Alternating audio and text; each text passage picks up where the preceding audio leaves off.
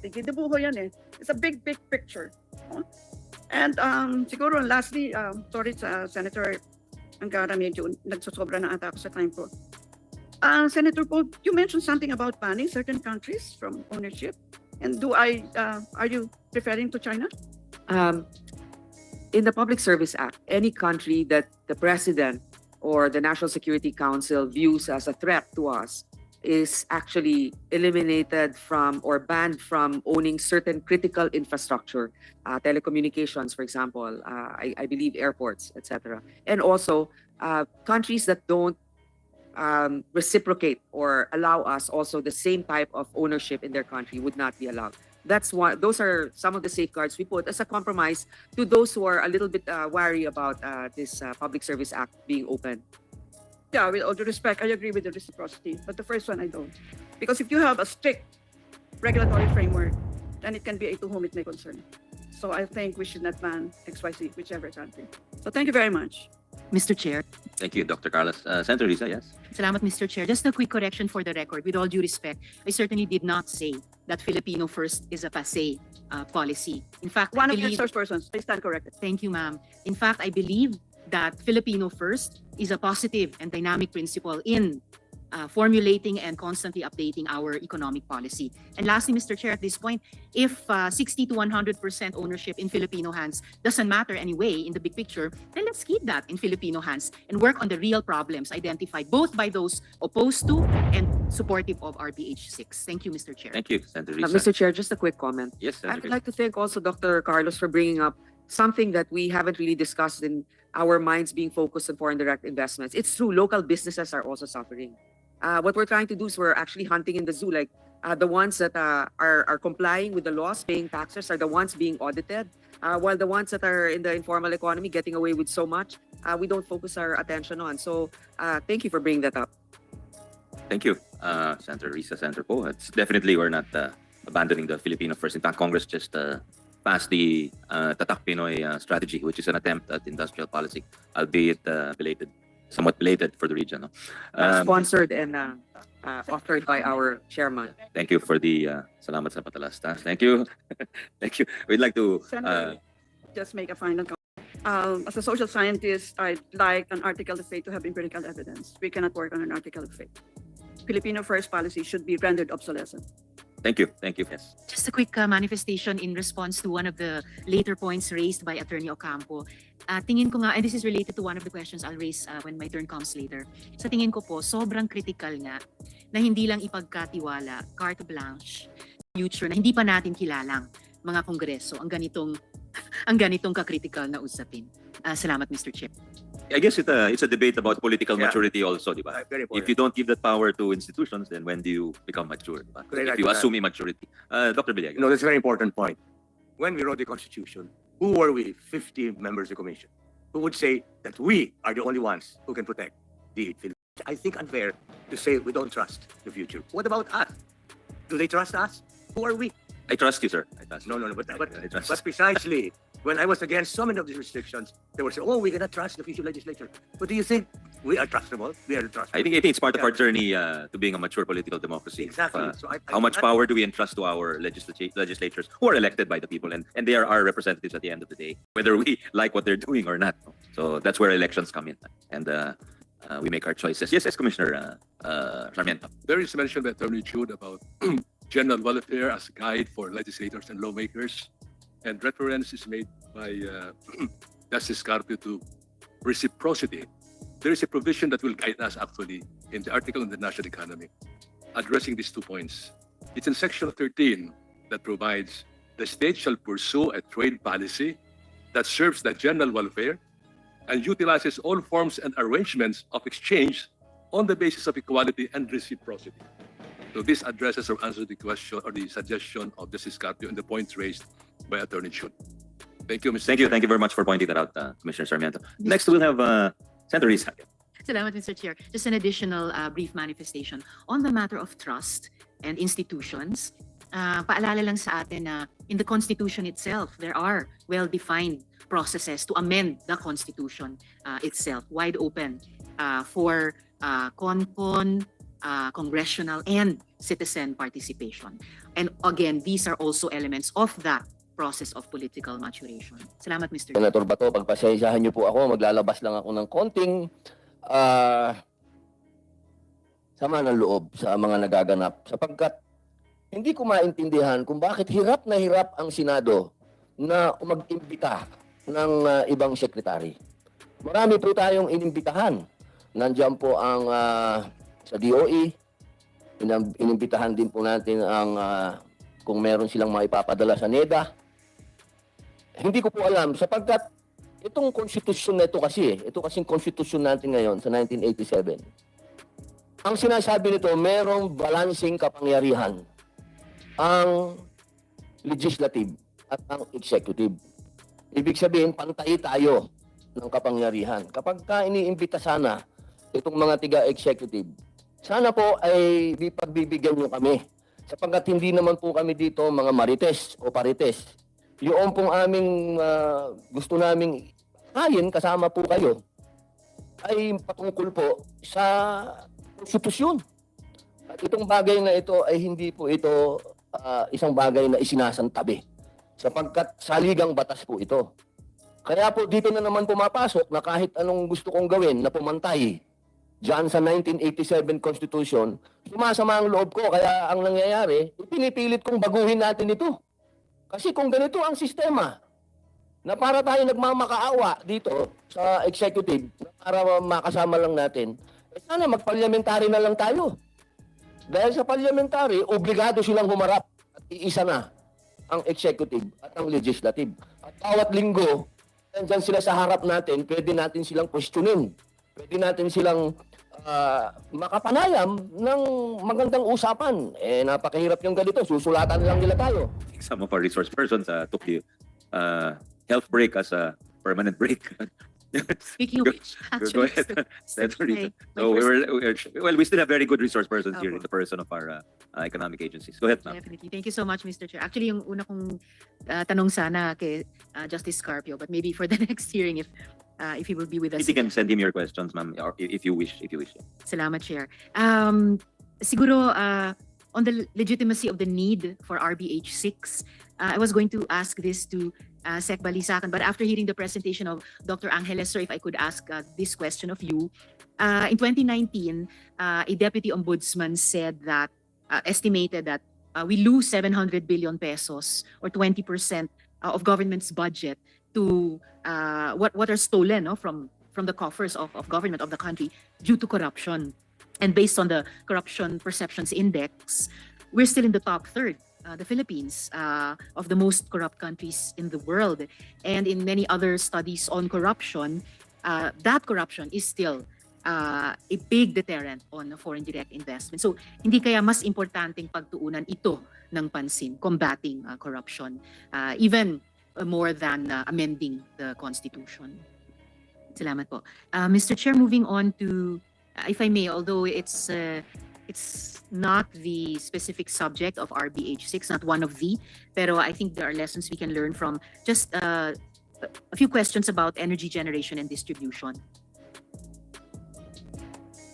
Okay.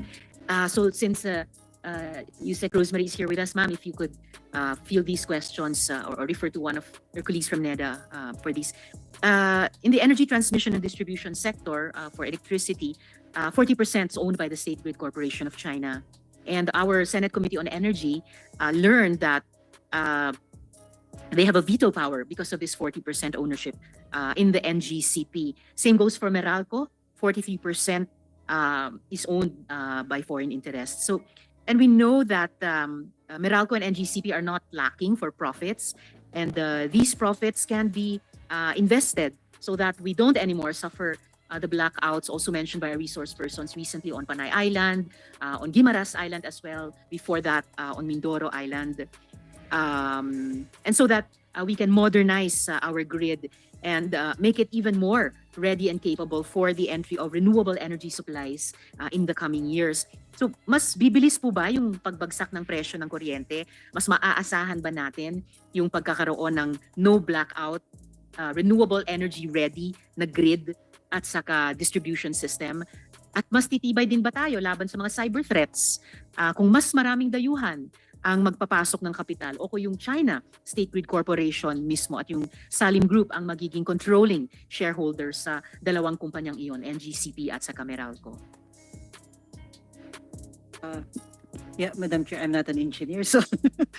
And just If, to say- if the NEDA has any thoughts about these Yeah, yeah. questions, No, just not to on the say- technical level, but Yes, more yes. of the policy level. Yeah, more on the policy level, I think, as with any reform, no, kailangan kompleto talaga. So with respect to the reform in the power sector, what we have been pushing for as well is improve the capacity of the ERC, the Energy Regulatory Commission, kasi sila yung dapat na nagsa-safeguard ng ating interest. At the same time, kung sa sa ICT, so it's your NTC. And this is also why we also mentioned that as we're going digital, we really need to beef up our capacity to do cybersecurity. And a big part of that is really our human resource. So kailangan nating mag-produce ng more than halos 200,000 dapat na license na cybersecurity, of which we only have less than 200, I believe. So ganung tipo na it doesn't have to be, just one bullet addressing all the problems. Dapat marami tayong kasi iba-iba yung problema. So just to say that yun nga, we really need to beef up the capacity of the regulators themselves. As to the other points, Madam Chair, I will just relay it to my colleagues. Thank you. Thank you, Yusek Rosemary. Before I continue with my questions for NEDA, dahil nabanggit na rin po yung cybersecurity, if Mr. Chair could ask the representative from the DICT, I think Asik Paraiso. Yes, sir. Ngayon pa lang po, so many vulnerabilities are emerging as to our cybersecurity. Witness the recent cyber attacks. Hindi po ba nangangamba yung department na yung pagbukas sa dayuhan ng public utilities, pati posibleng critical infrastructure, and I have other questions about this for other resource persons, hindi kaya nakakapangamba na magdadala ng dagdag na panganib sa national security natin? Thank you, Mr. Chair. Mr. Chair, there's always that possibility. There's always that fear. But with the passage and the approval of the President of the National Cybersecurity Plan, comes with it the improvement and the plan to beef up, as our colleagues were saying, the cybersecurity capacity and posturing of our nation. At the heart of it is, as mentioned, is the upskilling and training of various cybersecurity and IT professionals in government. Hopefully, we can also address the need to meet the disparity of wages in government employees working as cybersecurity professionals and IT professionals. But to answer the question, there's always that possibility. But again, the DICT in particular is not lacking in foresight when it comes to addressing, knowing the problem and trying to address it. Thank you, Mr. Chair. And in filling up the plantilla that Yusek Rosemary mentioned, 200,000 personnel for our cybersecurity. Wouldn't it be the better part of wisdom na the ownership remains in Filipino hands? We would like to, we can only address the problem of the lack of cybersecurity professionals, Your Honors, Mr. Chair. But the wisdom of whether those industries should belong in Filipino hands, even if it would create the possibility of cybersecurity threats, we leave it up to the legislature and other agencies in government whether that possibility or that risk is greater than the investments and the benefits it would bring to the Filipino people. Thank you, Mr. Chair. Salamat. Of course, Congress always appreciates the kind of respect for the institution, pero kaya rin po kayo iniimbita bilang resource persons because we also value the input you give us. And I'm sure and I hope that the good secretary is also advising the president about this dahil ngayon pa lang na kapapasalang pa lang nga ng National Cybersecurity Plan, namumroblema na nga tayo sa mga cyber attacks na iyan. So all the more moving forward, we want to not just address reactively but even anticipate or preempt additional threats in the future. Mr. Chair. Thank you, Mr. Chair. Rest assured, Mr. Chair, you have a very progressive, very forward-looking head of the DICT advising the president on matters of cybersecurity, the problem it poses, and the solutions that we can adopt to address those problems. Thank you, Mr. Chair. Thank you, Mr. Chair. Going back now to NEDA, it's been, as some of our resource persons have mentioned, it's been more than 2 decades that our power generation sector in the country has been open for 100% foreign ownership. So ano po kaya yung pumipigil pa sa dayuhang kapital na magpundar ng mas maraming kapital sa power generation sector natin nitong nakaraang 2 dekada? If Yusek Rosemary or one of her colleagues would care to address the question. Chair, if I may. Yes, please. I think the most common reason is again stated by our representatives from the Joint Chambers of Commerce, the permitting process. It takes a really long time to get the permits off the ground. In fact, there was an effort on the part of the Department of Energy to establish an energy virtual one-stop shop so that all permits will be there. But despite that, there is an executive order to that effect. Despite that, still takes a long time, Madam Chair. Thank you, sir, for reiterating a factor also mentioned earlier in our hearing. And I think it will also aid us when we finally assess and possibly update the APIRA, or our various laws regulating the energy sector. My next question, Mr. Chair, so originally prepared to address it to NEDAP, but pwede ko rin po sanang itanong sa BOI. I believe we have a resource person from BOI here with us today, or also Yusek Fita. Tama po ba na kahit nag-register na ang napakaraming renewable energy proponents sa Board of Investments nitong, nung nakaraang 2023, ay maaring hindi pa rin matuloy ang investments na iyan?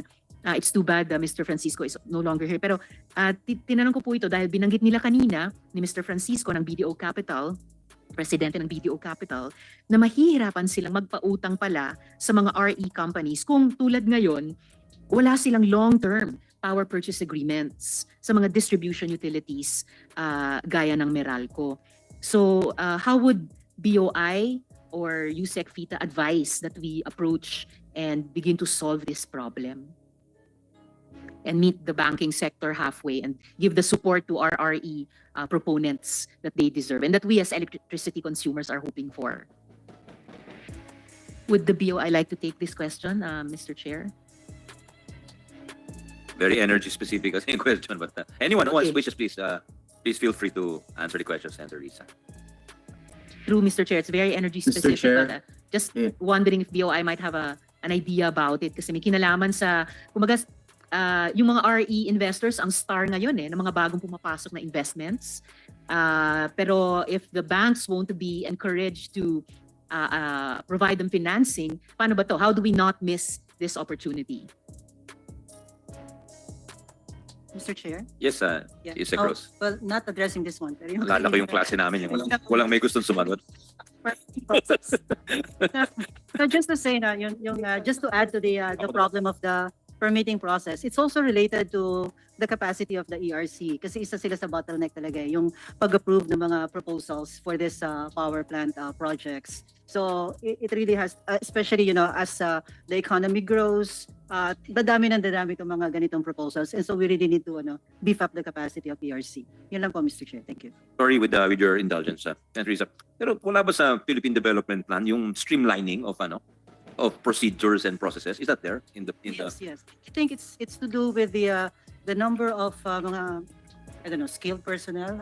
I may be and also sa PISAC sana, sa private sector advisory council, kasi I know they meet directly with the president, and then a lot of their recommendations have been already implemented or in the process of implementation, like NAIA, etc. So yung mga yun, very urgent yung mga very, kumbaga, makakatulong talaga sa pag-akit ng mga investor, di ba? So why don't we put it there sana, aside from the development plan, pati sa PISAC agenda. That's my suggestion. No? Thank you, Senator Risa. Salamat, Mr. Chair. I'm wondering if BOI Governor Ramos Samaniego would like to just share some thoughts about my question. Sayang kasi di ba? Dami nang pumapasok na RE investors, RE companies. Sila nga yung majority ng mga bagong investments natin recently. Sa inyo po, sa Board of Investments. But the banks have started to tell us some of their difficulties. So how do we, kumbaga, put the synapses in this subset of the brain together? Thank you, Senator Risa. Essentially, it's a bilateral long-term supply contract, so it's more of a grid issue, Senator Risa. But what the BOI is doing is, if they're registered with the BOI, what we do is we suspend their commercial operation. And as I'm saying this, Mr. Chair, we have this executive order number 18 where we facilitate all of the permits and licenses for projects that are categorized as strategic industries. And it's true, last year, Mr. Chairman, we have like 937 billion worth of investment from RE. And as we're speaking right now, we are actually working out all of these Dollars, ma'am. Dollars po yun, Governor. 937, no, pesos. Pesos. Sir. But that was just like from June to February. So it's really, we really have, when we opened the RE, through the IRR actually, that was the time that there was this onslaught of in all of these RE projects. And within that period, we have that much investments in RE, which include as well FDIs. But on this, ma'am, what we are doing is through the EO18, we're looking at each and every permit, and we're looking at all of these areas of concern para i-address. Normally, ma'am, but this long-term power supply agreement is bilateral in nature. So what we could do is we can just encourage the parties on how we can unbundle this issue, Madam Senator. It's more of a grid issue. Right now, we have also in our recent meeting, also with the EVOS, that's the one that there's this energy online one-stop shop as well. We also met with NGCP, where we are now made aware that that all the queues on this, all of this queuing would now be done by sometime April. So all of this, ma'am, tinitignan na po namin isa-isa through the EO18, all of these issues and concerns on how we can facilitate the operation actually, not just permitting, but eventually the commercial operation of the projects, Mr. Chairman. Thank you. Maraming salamat din, Attorney Governor Ramos Samaniego. And of course, Mr. Chair, I also listened to what Yusek Rosemary has repeatedly said na importante din yung papel ng ERC at yung upgrade ng capacity niya, also to facilitate these essential connections like the long-term power purchase agreements. Mr. Chair, I think Yusek Rosemary is raising her hand to interject. Yes, Yusek Rose. Before you answer, Yusek Rose, I might forget I wanted to ask this kanina ko pa gustong hingin. Kasi nag-release ng PR ang PCOO kahapon na 12 billion dollars or pesos of the pledges have materialized. So could I get details on that, please? Because that's a very impressive number. We'd like to know the details. What industries, what corporations, etc. and so forth. So since we'll take advantage of your presence to request that, please, before the next hearing. Thank you. The next hearing is next week. Thank you. Thank you, Senrisa.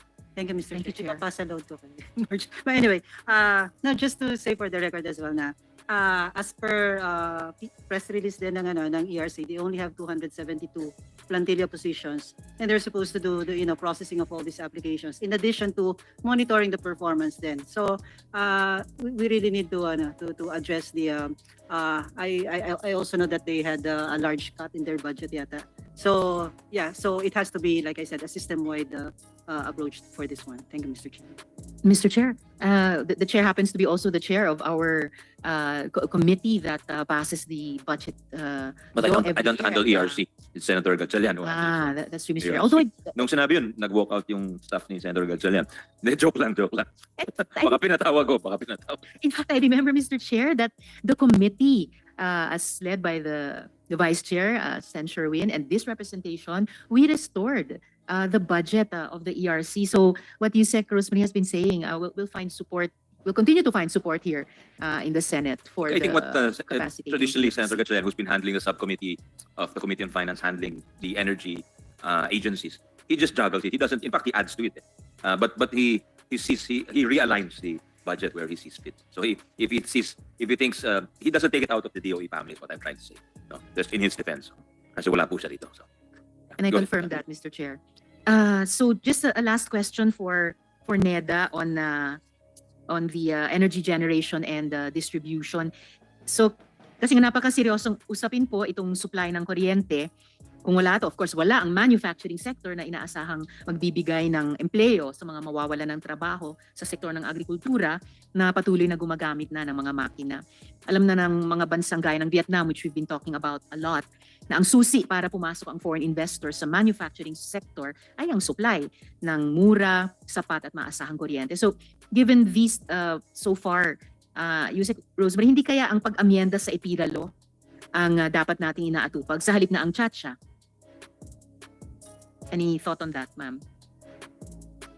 Yeah, Madam Chair, I have to beg your indulgence, and we'll just get back to you. I'll ask my colleague to give his comment on that. Thank you. Your colleague, ma'am, meaning Director General Balisacan. Yeah, and Yusek Dokoy. Yusek Capuno. Senator Risa, what was the question? We missed the question. I was just wrapping up that napaka-importante yung mga usaping kuryente. So, hindi kaya amyandahan na lang natin yung EPIRA sa halip na amyandahan ng konstitusyon. Maybe the Philippine Development Plan even had some points about that. Comments there from the resource persons? She said that the good Yusek said she would ask Director General Balisacan. Anything on the development plan regarding EPIRA? Or you take that as also as a initial condition? Yeah, please speak in the mic, Yusek Rose. It's in the legislative agenda. Meron ho doon Yes. to amend EPIRA. Okay. So we'll just ask for details maybe, Senator Risa. Thank you, Chair. It's good to know that it's on the LEDAC priority legislative agenda. At least probably 2 years before this whole idea of amending the Constitution came up. Chair, I think Yusek Fita is also raising her hand. Yes, of course. Yusek Fita and anyone for that matter after her could offer a response. Go ahead, ma'am. Thank you, Mr. Chair and Senator Risa. Actually, I was raising my hand to go back to the PPA question that was raised by Senator Risa a while ago. But I believe as well that we need to review the EPIRA, the electricity generated and providing a steady revenue stream for investors. However, there have been a lot of challenges, as earlier pointed out, and there's certain measures that we need to focus our efforts on, particularly in terms of strengthening our policy and regulatory frameworks. We need more clear regulatory guidelines, and incentives for RE would also be, we need to continue because there are already incentives in place, tax breaks, feed-in tariffs, subsidies, and we hope to be able to sustain these incentives for RE and enhancing the financial models in order for us to address the risks. Some risk mitigation instruments would need to be developed, along with some certain flexible pricing structures that could be put in place, or for now probably they need to be studied in order for us to see how this could be implemented given our current context, and promoting more public-private partnerships, fostering collaboration between the public and private sectors to share risks and benefits, capacity building, enhancing the capacity of our LGUs and utilities to negotiate and manage PPAs, ensuring they are structured to attract investors while serving public interests, and improving market access and infrastructure by way of developing or establishing grid infrastructure investments that would ensure that the generated power can be effectively distributed and sold, and hence enhancing the attractiveness of PPAs, and then also open access policies and encouraging innovation and technology adoption. For instance, the support for emerging technologies and digital platforms for PPA transactions. And we have some startups, by the way, who are already creating these digital platforms for electricity, Madam Chair. Thank you so much, Yusek Fita. Very much appreciated the several concrete input that will guide that will guide us not only in this hearing but also dun sa gagawin naming hopefully proseso ng pagbabalik tingin sa EPIRA moving forward. So right now, Mr. Chair, klaro there are maybe a million things we can do now. Halimbawa, ayusin yung permitting process, identifying deterrents for industries that are already liberalized nang hindi kailangan ang chacha. Do I still have time in this round for another topic, Mr. Chair? You used up 11 minutes, so Mr. Chair, I'll wait for the next I'll ask Senator Bato if he wishes to ask questions. Mr. Chair, Because I think usually Senator Bato is very fast, so we can go back Okay, to thank you, afterwards. Mr. Chair. Senator Bato, with your permission, Senator Risa. I just only have one question, Mr. Chair. Thank you. One question lang. Sorry for, I am late. Hindi ko narinig lahat ng mga session ng mga ahensya nandito. I just would like to get the recapitulation of their positions. Can I request, Mr. Chair, or we still have 1, 2, 3, 4, 5, 6, 7, 8, 9, 10 resource persons around. Can I see a raising of hands? Who among you, based on your agency's position, who among you are in favor of amending the restrictive provisions of our economic provisions of our Constitution? Can I see a raising of hands? 1, 2, 3, 4, 5, 6. No one on the So, private side, just the six. government side. Government side, 6. Are you asking also just to clarify, Sen Bato, kasama ba yung, are they also, Ito, 10. they're also part of the Ah. survey? Yeah, you're part of the survey, so you have the option to abstain if you wish. Yeah. Gusto ko lang malaman. Okay, mag-isip yes, lang ako. can we ask for the raising of hands again, Can I sir? say comment? Yeah, please. 1, 2, Mr. Chairman. 4, 5, 6, 7, 8. So 8. Mr. Chairman, I abstain. I think for a foreigner, this would be a very difficult thing to do. Thank you. I understand. You've made your position clear, Mr. Pei. Thank you. Thank you. So 8, 2. Yun lang, Mr. Chair. Maraming salamat. Thank you. Ang galing nung tanong mo, Senator Bato. Mr. Chair. Dahil late ako dumating. Kaya gusto ko. 4 na oras kami nakaraupo dito eh. Ikaw in a few minutes na tanong mo kagad. That's the purpose of our hearing, di ba? Kaya, thank you. Salamat. Thank you, sir. Thank Mr. you, sir. Chair. Ang Mr. galing, Chair. ang galing. Back to Senator Reese. Mr. Chair. Sorry. Senator Reese, I've been informed by my staff, si Dr. Doy Santos has been raising his hand for quite some time. With your permission, we'll just ask him if he wants to contribute. Might be on the subject matter at hand. Go ahead, Dr. Santos. Thank you, Mr. Chair, senators. In response, We can't hear you, sir. Could you speak a little louder? Sorry. How's that, Mr. Chair? Can you I hear me understand now? you've been raising your hand. You wanted to contribute to this Yes, I discussion. have. Yes, sir. Yeah, go Yes, ahead, sir. Go ahead. Can you hear me? Can you hear me? Much better now. Much better. Okay. So in response to the Honorable Madam Senator's question, the I would like to share the emerging practices now from my state, where I'm based now in South Australia, where the power prices used to be the most expensive in the nation. It has now gone to the cheapest. And a lot of that has gotten to do with the fact that we made that transition into renewables earlier. And at one point, there was even a major blackout because the grid connection to Victoria was cut during a storm. And then Elon Musk came in, and there was an agreement to build batteries, so 100 megawatts. That's what he did in 90 days. And so one of the things that came out of that was that battery storage is not only power generation, but it helped to stabilize the grid by providing ancillary services, and in fact helped lower the cost, because when you have variable generation and it varies during the day, the task of the grid is to maintain parity between supply and demand. So the battery storage was thought to help in prevent blackouts by supplying energy.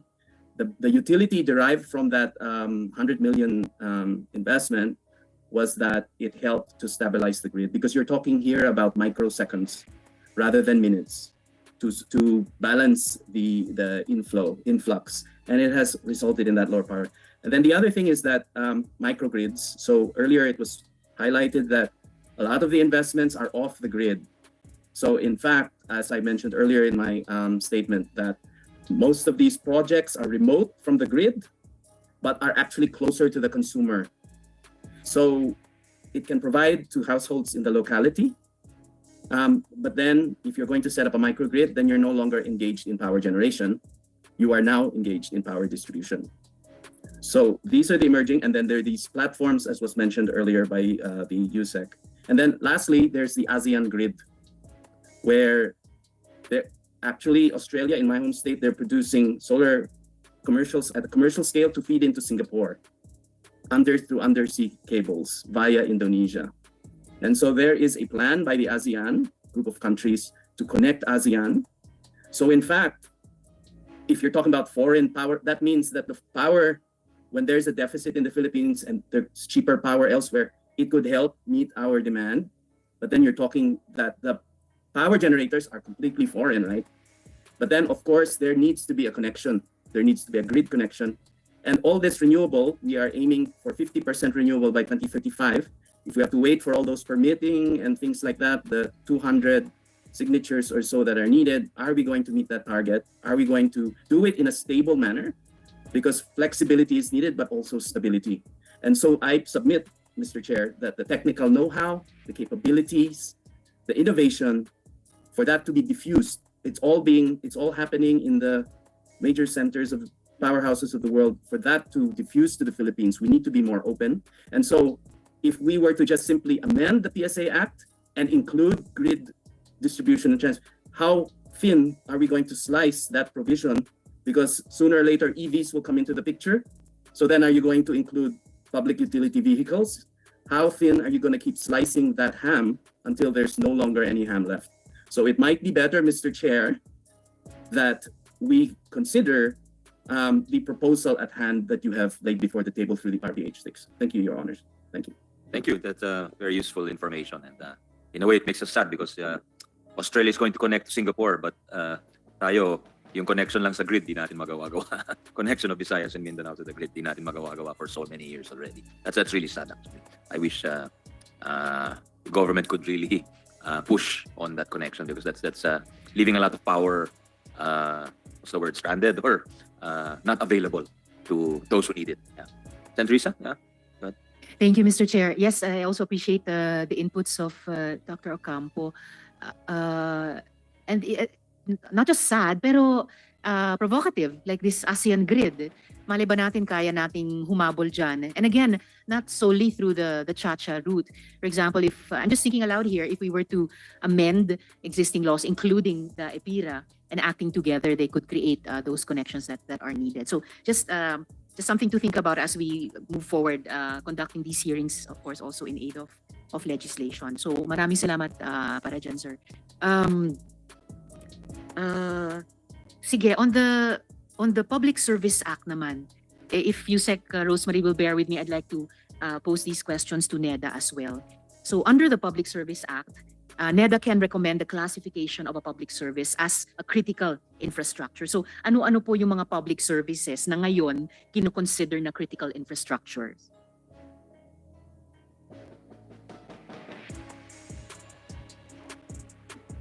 Yeah, Madam Chair. Right now, we're just looking at, it's the telecoms industry that is still identified in the law and in the IRR. We are actually requesting for a TA on this because we are supposed to come up also with a baseline survey, and so we're requesting for a TA from World Bank on which to base actually yung define ng ano yung gagawin ng public utilities. Thank you. So sa ngayon, prior the baseline survey, meron na ba kayong inirekomenda, I mean ang NEDA, na iba pang public services for classification as critical infrastructures? None yet, Madam Chair. Mr. Chair. All right. Salamat, ma'am. I'm asking this also because kasama po ni dating Senator at ngayon Secretary Ralph Recto at ni dating Senador Kiko Pangilinan. Actually, kumontra po ako sa Public Service Act amendments dahil sa tingin ko yung telecommunications, airports, at mga tren at riles dapat manatiling public utilities na hindi mapapasailalim sa kontrol ng dayuhan. Pero sa huli, so ipinasa ang RA 11659 para palawakin ang public services na pwedeng pasukin ng dayuhan. Pero pagkatapos ng maraming debate, nilinaw ng batas yung kakaibang pagtrato sa critical infrastructure na sa tingin ko po nararapat lang. So dito, bawal magmay-ari ang anumang entity na kontrolado o kumikilos para sa dayuhang gobyerno o foreign state-owned enterprise. And I remember that our good chair himself, Sen. Sonny, even interpellated the sponsor on this specific point. And if I remember correctly, and please correct me if I'm wrong, his concern then was on the law effectively allowing China to own and take control of Dito Telecom. But according to our good chair of that bill, now law, may additional safeguards sa telecoms industry dahil tinuturing nga itong critical infrastructure. So that. Ngayon, ang legislatura, so parehong sa Senado at saka sa House of Representatives, kinilala yung pangangailangang protektahan ang critical infrastructure. So sa RBH 6, sa tingin ng NEDA, tama po ba na wala nang ganitong distinction, wala nang ganitong protection sa critical infrastructure? Actually, no. National security is really an issue that we should really take very seriously. And so, kaya nandun pa rin talaga yung mga, kumbaga yung protection na yun, really looking at the security review. So that's part of it. Meron na actually guidelines para doon. All those other safeguards with respect to information, kukuha sila ng yung parang ISO na certification and all that. Thank you, Mr. Chair. At ngayong lumalalim yung hidwaan sa pagitan ng mga bansa, mas nagiging konkreto yung mga banta sa cybersecurity natin. Di ba, mas mahalaga pa nga na protektahan yung national security natin? Yes, of course. But like I said, actually yung issue of cybersecurity, nandiyan talaga siya, no, regardless of course, like you said, with the geopolitical tension, mas siguro mas prominent siya. But just the same, we really need to beef up our capacity to guard against cyber attacks. Salamat, Yusek. So I think one thing that's affirmed to me dito sa recent exchange natin, kailangan explicit, even for those who support RBH6, na merong pa ring pagkakaiba yung mga ituturing na critical infrastructure. Hindi sila kapareho lang ng iba na pwede lang buksan sa 100% foreign ownership dahil nga critical infrastructure sila. So isang halimbawa lang before I leave this topic. Napabalita na mayroon ng 3 prospective winning bidders yung 170.6 billion peso na IA privatization. Sa pagkakaalam ko, all of the 3 bidders have foreign partners based on existing cap on foreign equity ownership. Pero sa amended Public Service Act natin ay iniwan sa diskresyon ng Pangulo ng Pilipinas kung alin sa natitira pang public services ang itatalaga nito na critical infrastructure. So sa RBH 6 po ba, nakikita nyo ba na may plano na nating itodo bukas sa foreign ownership ang lahat at alisin na ang naiwang diskresyon sa Pangulo sa bagay na ito?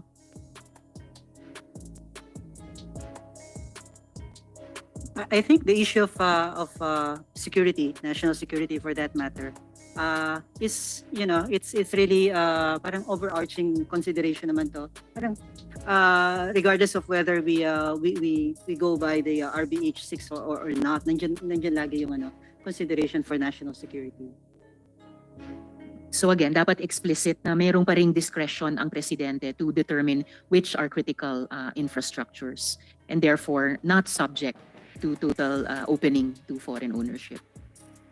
I think, Madam Chair, if the language of the law is yung ilalagay lang yung unless otherwise provided for by law, and our current legal framework is the amended Foreign Investment Act and then the Amendment Public Service Act, nakalagay naman din doon. Thank you. Thank you, ma'am. Binabalikan ko lang po itong issue, Mr. Chair, kasi maalala natin nung nagkaroon ng shutdown sa airport nung nakaraang New Year at saka Labor Day, sinabi ko na hindi silver bullet yung solution na privatization dahil ang nakita kong mas problema dito ay kapabayaan, hindi lack of funds o opportunities para sa modernization. NAIA actually generates an annual operating income of at least 15 billion pesos. This was pre-pandemic, of course, 2019. At nakakabawi rin ito ngayon. Unfortunately, very little is left with MIAA for operations, as 50% or more of its net income is remitted to the national treasury, on top of the 20% national government share in the authority's operating income based on actual collections. Kaya hirap ang MIAA sa sariling upgrading at modernization. And according to the Workers' Union, Mr. Chair, the Samahan ng mga Manggagawa sa Paliparan ng Pilipinas or SMPP, 5 to 7% na lang ang budget para sa maintenance every year.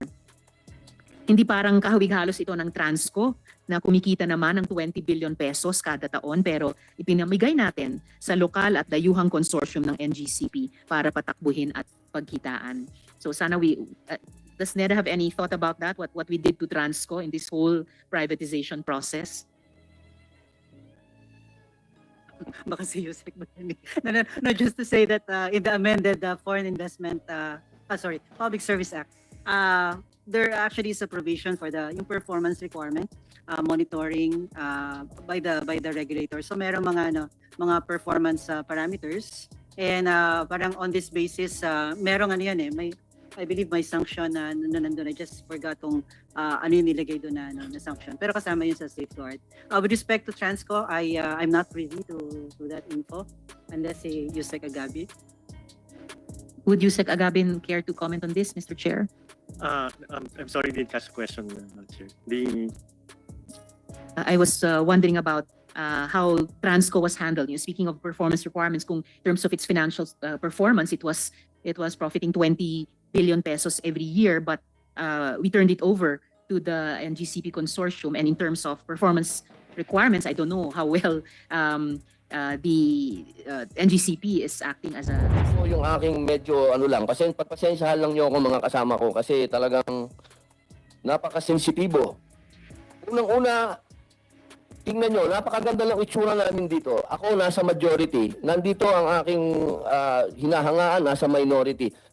Interesadong kami dito sa usapin na ito.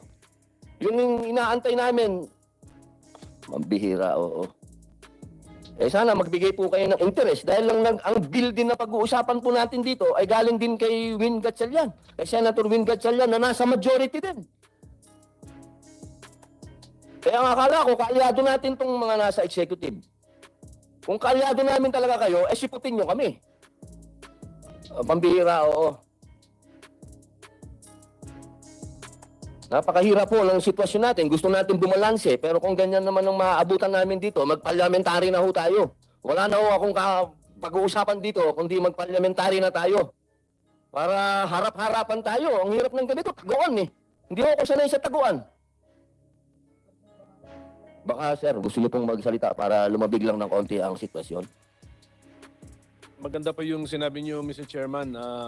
Tsaka mabuti nandito rin si Senator De La Rosa kahit online. Na-witness namin kahapon yung yung init ng ulo ng isa pang chairman natin sa Agriculture Committee na halos hindi umusad yung hearing kasi sa galit na galit nga siya sa reports ng mga heads of the agencies to implement laws.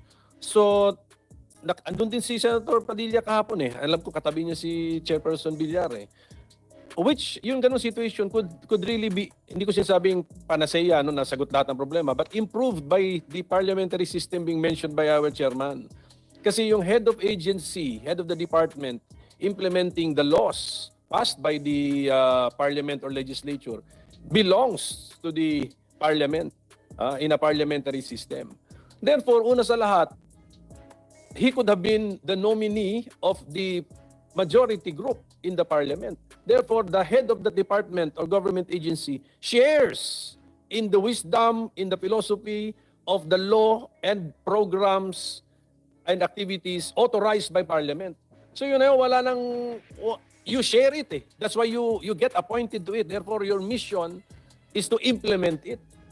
Yan po ang nakikita ko rin benefits ng parliamentary system, the merging or fusion of legislative and executive powers. May ganun, may nag-overlap po sila. So unlike now, nakikita natin purely presidential tayo, appointed by the executive branch. It's as if it's as if they are also a compartment na ito amin ha, dito kayo. So we create laws, they do not implement it. We are the failure. The legislature is the failure. Hindi kayo nararamdaman ng taong bayan. Ang ginagawa nyo, hindi namin nararamdaman. Totoo, kasi tayo naman, tuturo natin ng executive. Hindi nila kasi ina-implement eh. While in a parliamentary system, walang takas. It's the government of the day which is determined by the majority in parliament. So ang sabihin ng taong bayan, hindi namin nararamdaman ang programa ninyo because mali ang wisdom ninyo, mali ang priorities ninyo, or palpak kayong mga majority in the legislature, therefore we demand elections to change you. Ganun po yun. So, actually, I agree with you, Mr. Chairman. Wala akong problema sa parliamentary system. I think it's better for the Philippine culture then. Yung flexibility, we can make a mistake in an election and we can correct it after 2 years down the road, 2 to 3 years down the road, we can correct it in a parliamentary system. Pwede nga 1 year down the road. So, ganun po yun. Yun po yung nakikita kong benefit po sa Republika ng Pilipinas if we adopt a parliamentary system. Ibang usapan naman yan sa federal, because federal is central, national, relationship with regional states. So, but parliamentary is the fusion of or the sharing of powers between legislative and executive. At saka, ito na yung totoo na when you call the Congress as the representatives of the people, yun ang totoo sa parliamentary. Yun ang totoo. Kasi, di ba, even the executive branch is determined by the legislative will and the members of the legislature are representatives of the people. So, mas maganda po yun, Mr. Chairman. So, I agree with you. Concentrate. We also concentrate on a proposal to adopt a parliamentary form of government. Thank you, sir. Thank you, sir. Maraming salamat po, Senator Pimentel. Napakaganda po nung pagkakapaliwanag. Yan po ang ating bar top notcher. Napakasarap pakinggan. Maraming salamat po. Atin po ngayon na medyo humupa na po ang aming mga hindi naman po yan galit kundi hinaing. Hinaing po. At gusto lamang po naming mas mapaliwanagan ang ating mga kababayan na pantay lang po ang kapangyarihan ng legislative at ng executive. Wala pong mas mataas dito. Tama po yung sinabi ni Senator Coco Pimentel at ni Senator Bato at ni Senator Tolentino na hindi po kami bata-bata ng sinuman. Hindi po kami tita ng sinuman dito. Kami po ay nagtatrabaho. At yung susundan ko lang po yung sinabi ni Senator Coco na alam niyo po napakadami pong napakagandang batas. Lalong-lalo na po yan yung patungkol sa agrikultura. At kahapon, narinig ko po lahat yung napakagandang batas na yon na hindi po nai-implement. Hindi po nagagawa. Hindi po kasalanan yan ng mga senador o mga congressman. Kasalanan na po yan ng executive.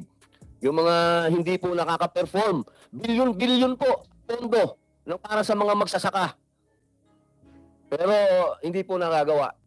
Hindi natin malaman kung anong problema ng mga tao dyan sa executive.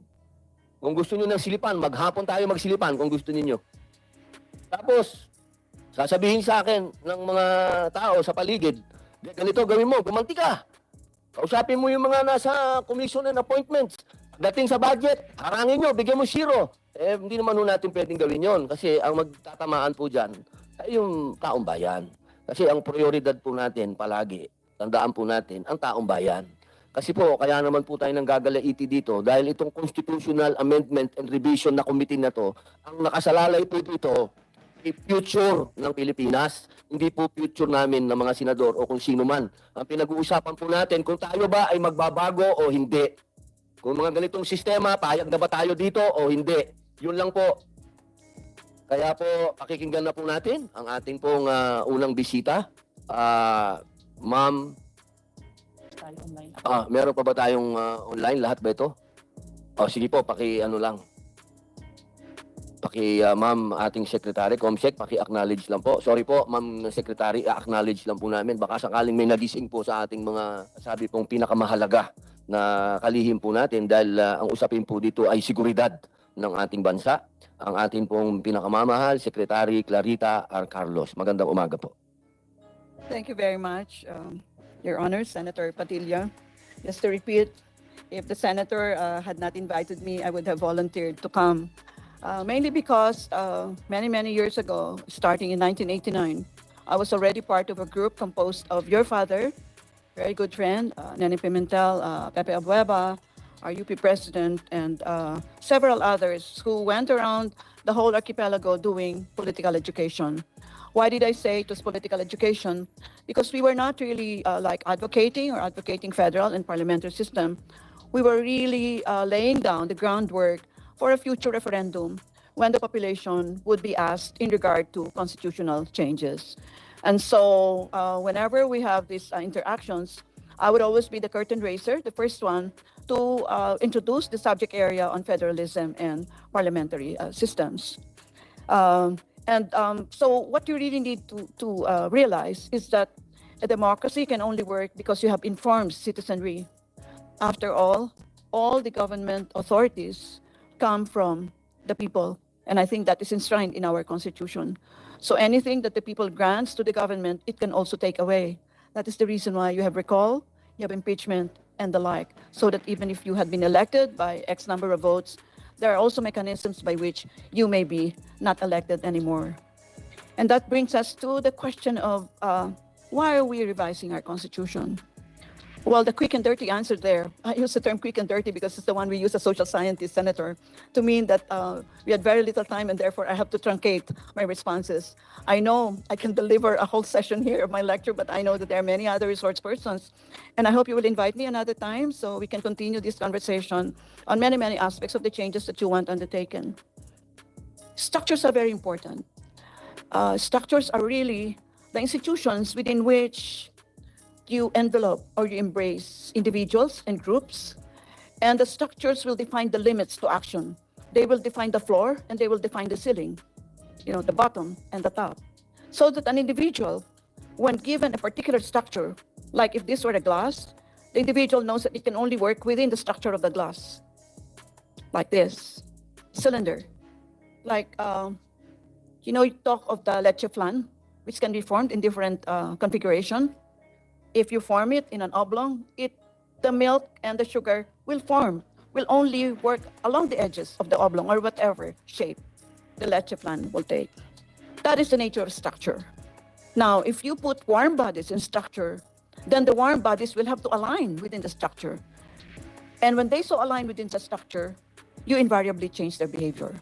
So the basic groundwork, Senator, of the changes that you want would really be this philosophical perspective that structures will result in behavior change. That's the reason why we're revising the Constitution. Because what you have seen from 1987 is that there have been a lot of things that we have done and not done, and we think that a change is in order. And the change can only come from changing the relationship among structures. And I think you hit on one of the major relationship, and that is between the executive and the legislature. Now, people seem to get confused in regard to federal and parliamentary systems. I think you mentioned that already, Senator Pimentel. When you talk of federal systems, you really talk of the relationship between the national government and the subnational units. So when you talk of a parliamentary system, you're talking about the relationship between the executive and the legislature. Okay, what is the difference between a presidential system and a parliamentary system? Siguro, konting kasaysayan. Nag-umpisa ang parliamentary system sa tinatawag na Mother of Parliament, Great Britain. Nagkaroon sila ng bloodless revolution in 1688, where once upon a time, it was the king who declared the law. And I'm sure you remember the Divine Rights of Kings, Senator Robin. The Divine Rights of Kings simply declares that the kings represent God, and therefore, whatever the king says is law. But they had this glorious revolution, and so they constituted what is called the parliament. The word parliament comes from the French term parler, P-A-R-L-E-R, which means to talk. That's why parliament is like talking environment. You talk. If you zipper your mouth there, I mean, you'll be ousted in the next election because that's why no bobo can be member of parliament, by the way. I'm sorry for the use of the word, but I cannot find any other one which is appropriate. Meaning somebody who has nothing between his ears will eventually be kicked out of the parliament because he will not be able to converse. He will not be able to exchange views. He will not be able to sustain the question hour, which will happen. I think you mentioned that a while back, because in the question hour, every member of the parliament, it needs a very, very strong bureaucracy. That is the reason why in parliamentary systems, you have what is called permanent secretaries, because it's not the case here where when you have a change of administration, you change everybody up to director. Do you know, I wrote a book, by the way, Senator Padilla, on bureaucratic reform. I'll give you copies, no? Sorry sa commercial, ha? Pero doon, nakita ko ang presidente will appoint upwards of 5,000 positions. I'm sure, Senator Pimentel and Padilla, you know that mag-choose nga lang tayo ng 10, nahihirapan tayo. Isipin mo, 5,000 yung papakailaman mo every time there is a change in administration. And that's now it's not going to be. In a parliamentary system, only the head of the department, only the head of the ministry will change.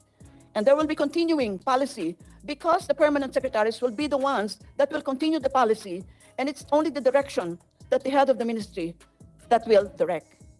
Do you see the beauty of all this? The bureaucracy is king in a parliamentary system. That's why when you talk about implementation, never mind that the cabinet secretaries are changing, it's really the bureaucracy under them who will continue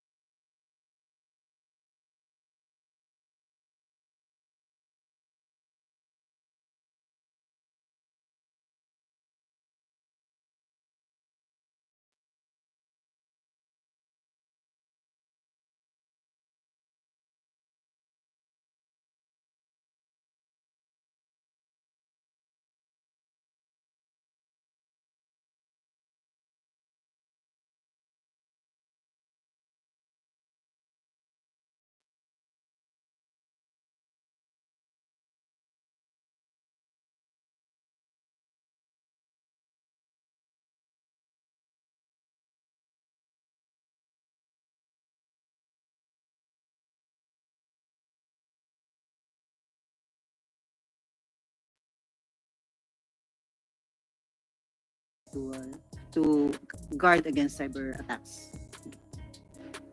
Salamat, Yusek. So I think one thing that's affirmed to me dito sa recent exchange natin, kailangan explicit, even for those who support RBH6, na merong pa ring pagkakaiba yung mga ituturing na critical infrastructure. Hindi sila lang ng iba na pwede lang buksan sa 100% foreign ownership dahil nga critical infrastructure sila. So isang halimbawa lang before I leave this topic. Napabalita na mayroon ng 3 prospective winning bidders yung 170.6 billion peso na IA privatization. Sa pagkakaalam ko, all of the 3 bidders have foreign partners based on existing cap on foreign equity ownership. Pero sa Amendment Public Service Act natin ay iniwan sa diskresyon ng Pangulo ng Pilipinas kung alin sa natitira pang public services ang itatalaga nito na critical infrastructure. So sa RBH 6 po ba, nakikita nyo ba na may plano na nating itodo bukas sa foreign ownership ang lahat at alisin na ang naiwang diskresyon sa Pangulo sa bagay na ito?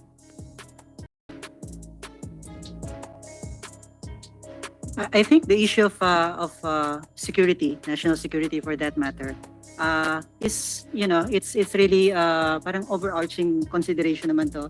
Parang regardless of whether we go by the RBH 6 or not, nandiyan lagi yung consideration for national security.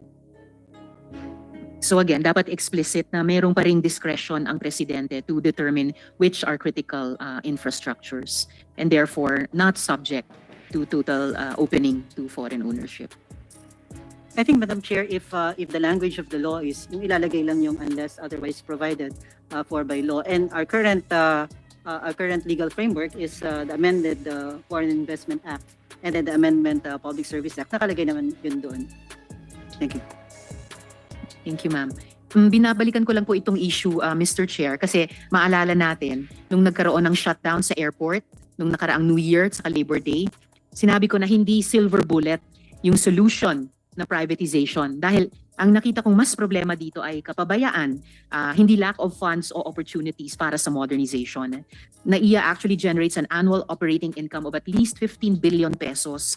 This was pre-pandemic, of course, 2019. At nakakabawi rin ito ngayon. Unfortunately, very little is left with MIAA for operations, as 50% or more of its net income is remitted to the National Treasury, on top of the 20% national government share in the authority's operating income based on actual collections. Kaya hirap ang MIAA sa sariling upgrading at modernization. And according to the Workers' Union, Mr. Chair, the Samahan ng mga Manggagawa sa Paliparan ng Pilipinas or SMPP, 5 to 7% na lang ang budget para sa maintenance every year. Hindi parang kahawig-halos ito ng Transco na kumikita naman ng 20 billion pesos kada taon pero ipinamigay natin sa lokal at dayuhang consortium ng NGCP para patakbuhin at pagkitaan. So sana does NEDA have any thought about that? What we did to Transco in this whole privatization process? Baka si Yusek.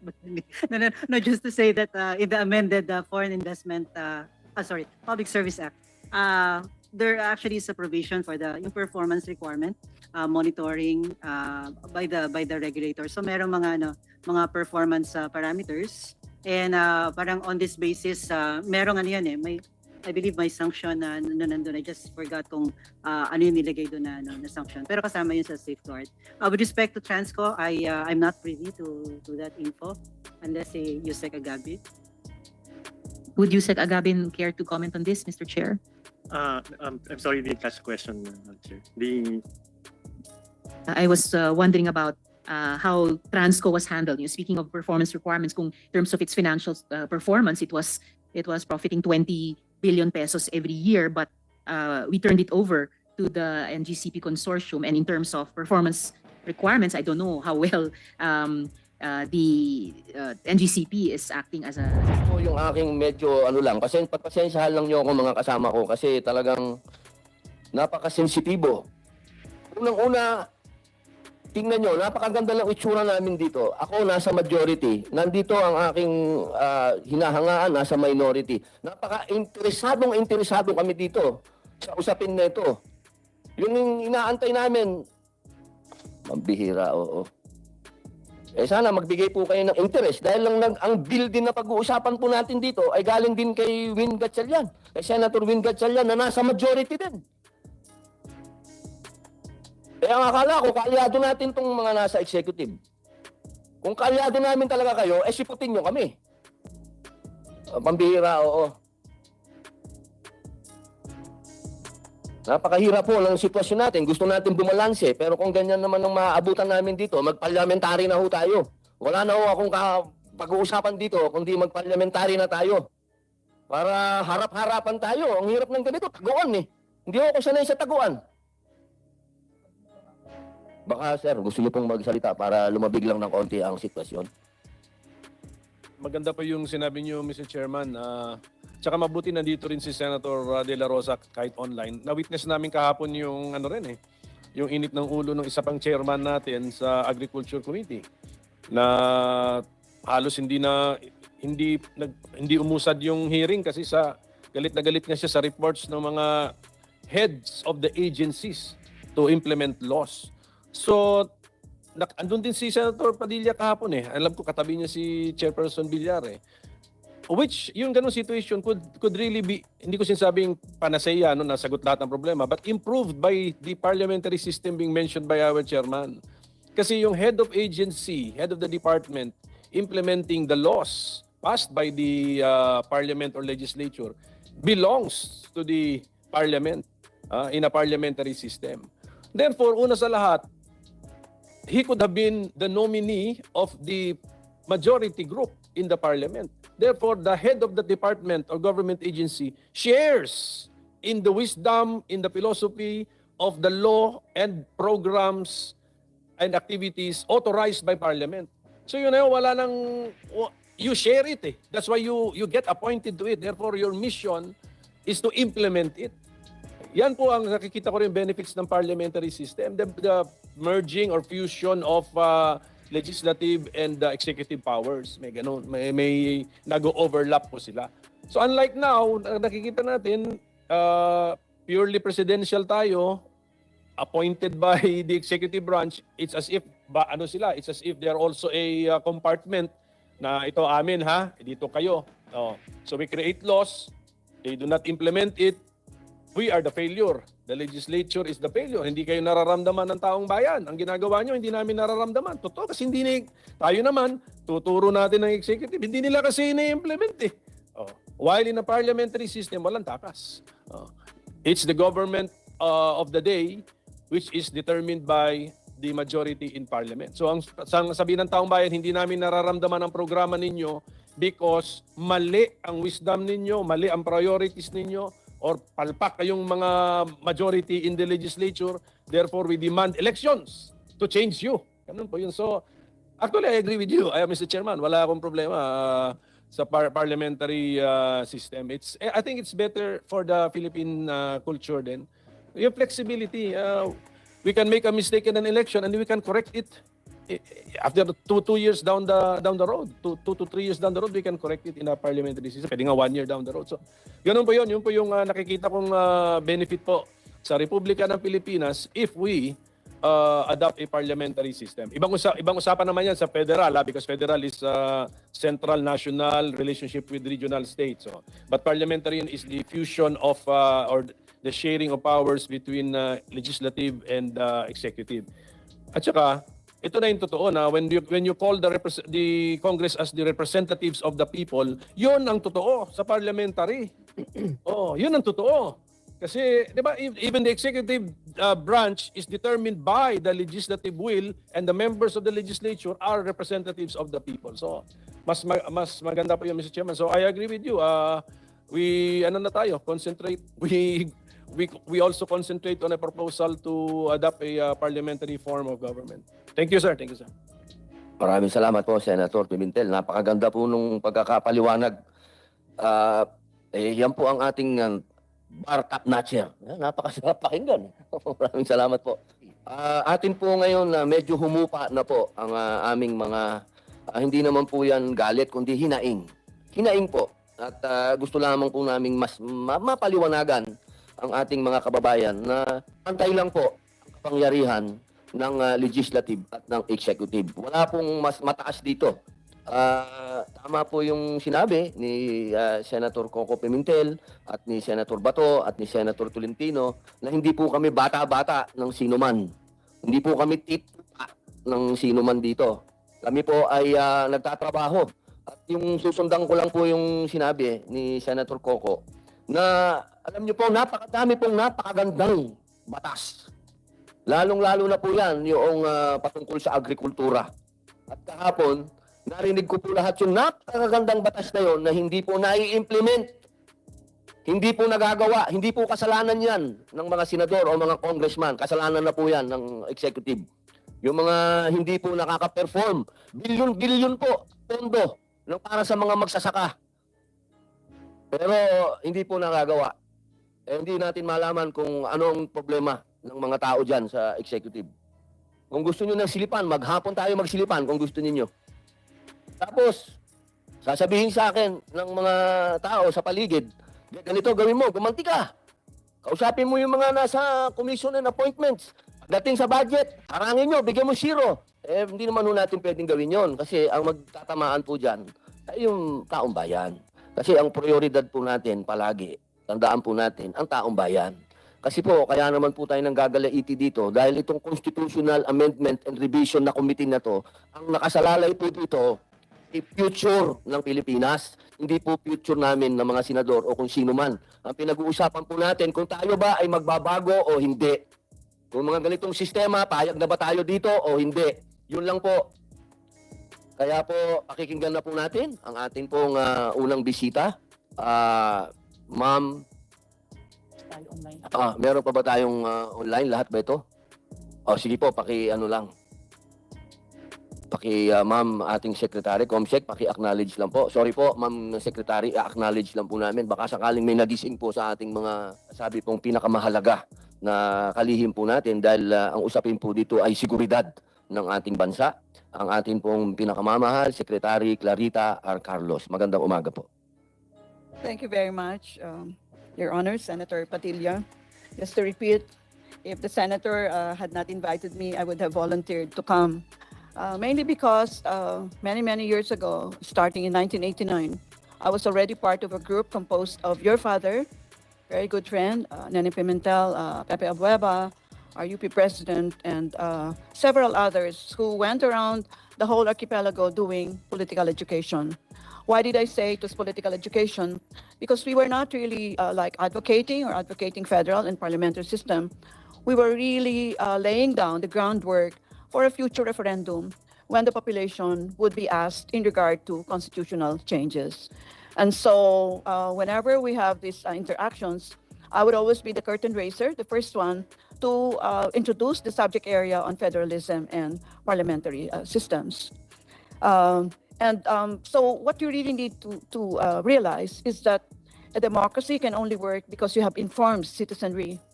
After all the government authorities come from the people, and I think that is enshrined in our constitution. So anything that the people grants to the government, it can also take away. That is the reason why you have recall, you have impeachment, and the like, so that even if you had been elected by X number of votes, there are also mechanisms by which you may be not elected anymore. And that brings us to the question of why are we revising our constitution? Well, the quick and dirty answer there, I use the term quick and dirty because it's the one we use as social scientist, Senator, to mean that we had very little time and therefore I have to truncate my responses. I know I can deliver a whole session here of my lecture, but I know that there are many other resource persons. And I hope you will invite me another time so we can continue this conversation on many aspects of the changes that you want undertaken. Structures are very important. Structures are really the institutions within which you envelope or you embrace individuals and groups, and the structures will define the limits to action. They will define the floor and they will define the ceiling, the bottom and the top.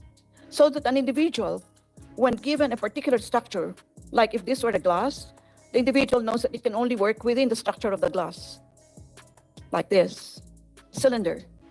Like, you talk of the leche flan, which can be formed in different configuration. If you form it in an oblong, the milk and the sugar will form will only work along the edges of the oblong or whatever shape the Leche plan will take. That is the nature of structure. Now, if you put warm bodies in structure, then the warm bodies will have to align within the structure. And when they so align within the structure, you invariably change their behavior.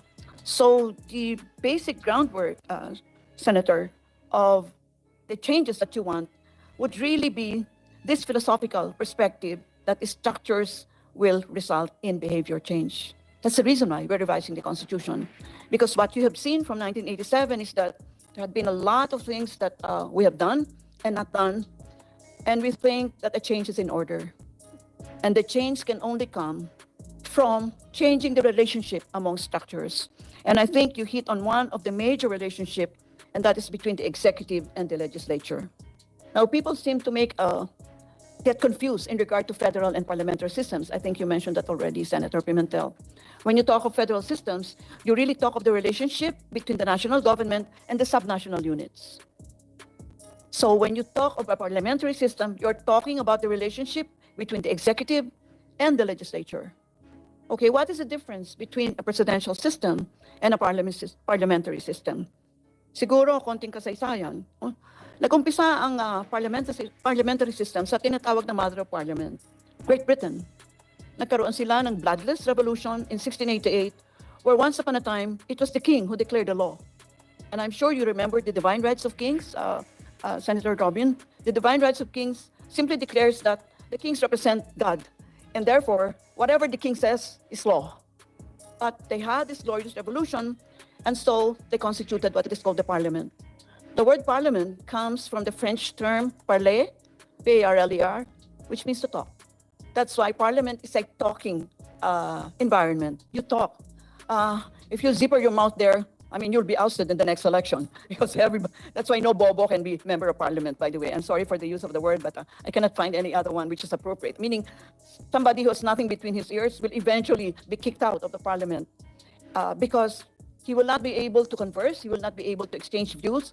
He will not be able to sustain the question hour, which will happen. I think you mentioned that a while back, because in the question hour, every member of the parliament will be asked, what have you done in agriculture? What have you done in health services? And the like, and will be made accountable for what he has or has not done. So, you know, the beauty of this is just starting to unravel. And I wish this will be a continuing conversation, Senator, so that, you know, this will require many, many sessions, I assure you. Because I'm just truncating my thoughts now. I'm putting them all together, and then maybe later on, I will spell them out in more detail, if not in this session, in some other sessions. All right. What is the other outstanding quality of a parliamentary system? The fundamental principle is parliament is supreme, which means whatever the parliament declares is law. Of course, if you have a dual executive, then the executive, who is a ceremonial executive, will give his or her imprimatur, but that is only pro forma. You recall Queen Elizabeth? Queen Elizabeth will dare not give the royal assent. It is given as a matter of course, because it's been taken away from the royals. They're just there for, I don't know, maybe for decoration, you know, and to for us to gossip about, no, and find out what dresses they're wearing. But if in a parliamentary system, you will have two executives, the one who will be there when your prime minister is kicked out of office and when the government of the day is not there, and therefore you have a president there who will be the bridge towards the next government of the day. I will expand on this later because I have limited time. But yes, Parliament declares today, the next Parliament can repeal. That is how powerful the Parliament is. That is the essence, that is the vortex of the principle of Parliament is supreme. So, any law can be repealed at a later time. Do you recall Great Britain getting out of the European Union? That was a decision of the Conservative Party. The Conservative Party went to the people and said, if you elect the Conservative Party members, we are going to get Britain out of the EU. And the people voted the Conservative Party members. Did they vote for Theresa May, who was the Prime Minister at the time, or Boris Johnson as Premier? No, they voted for these two people as members of Parliament. It only happened that both Theresa May and Boris Johnson were leaders of their political party. And when they constituted the majority in the Parliament, the leader became the Premier. That goes for every other parliamentary system. Whoever is the head of the majority party or a coalition of politics becomes the Premier. And the Premier is the head of government. The president is the chief of state. All right. The other pluses of parliamentary system, and has been noted by Senator Padilla, is that there is a fusion of the executive and the legislature. You are not electing an executive because the prime minister will elect from among the majority party members the heads of his cabinet. If you'll notice, if you've been to Great Britain, or if you've seen it, as they are being videoed, you'll notice that the configuration is something like this, although the walkway is a little bit bigger, maybe double this. That's the reason why there is a term called crossing the aisle, isn't it? Because that is the aisle. If you cross the aisle, you actually change your political color. So let us assume the speaker is there. Whoever is seated to the right of the speaker is the government of the day. You are the premier. I am the shadow government. I am the head of the minority party. At any time you are ousted, we will exchange places. And let us say Senator Pimentel is seated there as the head of housing. Opposite from him would be Professor Monsod, who will be the housing minister even when your government is ousted. Do you see, even just looking at the parliament in a process, you already have a story there, isn't it? A lot of stories there. The concept of rightists and leftists came from that. Whoever is in the right of the speaker wants to keep the status quo. You want to be the government of the day. The one who is on the left of the speaker wants to change the status quo. We are the shadow government. I want to change you. I want to be the next premier. So, all right. What is the other beautiful part about parliamentary system? There will be no notion of term limits. If you're elected as a member of parliament, you can be elected for as long as you are alive or can continue to discourse in parliament. And you are elected by your electoral district, by the way. If you do not perform, of course, the next time you are not elected. And the best part about that is you don't even need to spend for your election because it is the political party to which you will plug your umbilical cord because it will pay for your campaign expenses, your radio and TV time. But beware, if Eric here is a member of the political party, I'll tell him, Erica, bayaran ko yung campaign expenses mo and radio and TV time mo. Pero kuidaw ka, whenever you are in parliament, you've got to toe the party line. Which means, if we are, let us say, against abortion, dapat against abortion tayo. Yun ang party line. Kung hindi, tumiwalag ka sa party. Do you see? Party discipline. Kasi hawak ko na siya ako naggasto sa kanya. Okay. And the other better part of this election is that we're not going through a very torturous, ano ba yun? Parang 3 months na election na naubos na yung salapi mo, hindi pa matapos yung campaign. The usual campaign period is only 2 weeks. After the parliament is dissolved, within 10 to 12 days, meron ka ng bagong parliament. Because you only go to the electoral district and you campaign on the electoral district. You are not campaigning in the whole Great Britain and Northern Ireland. You are campaigning only in your electoral district. So you don't need 3 months to do that. No term limits. There will be no, even political dynasties will be irrelevant. Why? You have political dynasties and the empirical evidence supports me here. Orion, are you there? I'm sure you can say more about that later. But the reason why you have political dynasties is because you have term limits. You told people that ikaw ganitong taon ka lang pwedeng elect. Sabihin, ako, ganda sana ng gagawin ko. Itong kapatid ko si Eric, siya na nga ang aking sunod na mag-elect, mag-campaign. At marami na akong naitanim na mga magagandang mga proyekto. Siyempre, Eric is more likely to be elected. Not so much because we have the same surname, Carlos, but because he just followed through what I earlier started. Why will there be no political dynasties? Which is so antithetical, by the way, to democracy. Because you can only be elected by the electoral district. Never mind that your surname is the same as mine. Do you see? These are really the things that we have to think about. And I think if we're talking about strategic communication, Senator Padilla, this is how we should sell it. No term limits, no political dynasties. These are irrelevant issues in a parliamentary system. Okay, well, I don't know how much more I can go deeply on this, but do I have the time? Opo. Okay, all right. What else does the parliamentary system require? It needs a very, very strong bureaucracy. That is the reason why in parliamentary systems, you have what is called permanent secretaries, because it's not the case here where when you have a change of administration, you change everybody up to director. Do you know, I wrote a book, by the way, Senator Padilla, on bureaucratic reform. I'll give you copies, no? Sorry sa commercial, ha? Pero doon, nakita ko ang presidente will appoint upwards of 5,000 positions. I'm sure, Senator Pimentel and Padilla, you know that mag-choose nga lang tayo ng 10, nahihirapan tayo. Isipin mo, 5,000 yung papakailaman mo. Every time there is a change in administration. And that's now it's not going to be. In a parliamentary system, only the head of the department, only the head of the ministry will change. And there will be continuing policy because the permanent secretaries will be the ones that will continue the policy, and it's only the direction that the head of the ministry that will direct. Do you see the beauty of all this? The bureaucracy is king in a parliamentary system. That's why when you talk about implementation, never mind that the cabinet secretaries are changing, it's really the bureaucracy under them who will continue under the continuing rules of the game, or the rules of, well, the rules of the civil service, or the rules of the bureaucracy. So when we adopt the parliamentary system, all these concomitants, we really have to put in together. You cannot adopt them like fragmented, like with all due respect, you cannot revise the Constitution piece by piece or fragmented. Let's talk of the Constitution like an organism, like a human body. Meron siyang sakit sa kanyang puso, may sakit siya sa kanyang kidney. Wag lang yun ang pakailaman mo. Alaman mo lahat kasi infirmed siya eh. Kasi yung puso niya at saka yung kidney niya, meron siyang relationship, di ba? So hindi mo pwedeng galawin yung economic provisions kasi yung economic provisions, nakatukod siya sa political and social provisions. Hindi ba? So hindi siya pwedeng stand alone. Papalitan mo yung economic. Tapos yung iba hindi mo siya papakailaman. When we are going to revise the Constitution, dapat omnibus ang revision mo. Kasi bawat section doon na papalitan mo, ay meron siya mga pinsan sa other sections. Mag-move lahat siya eh. They will all be moving parts.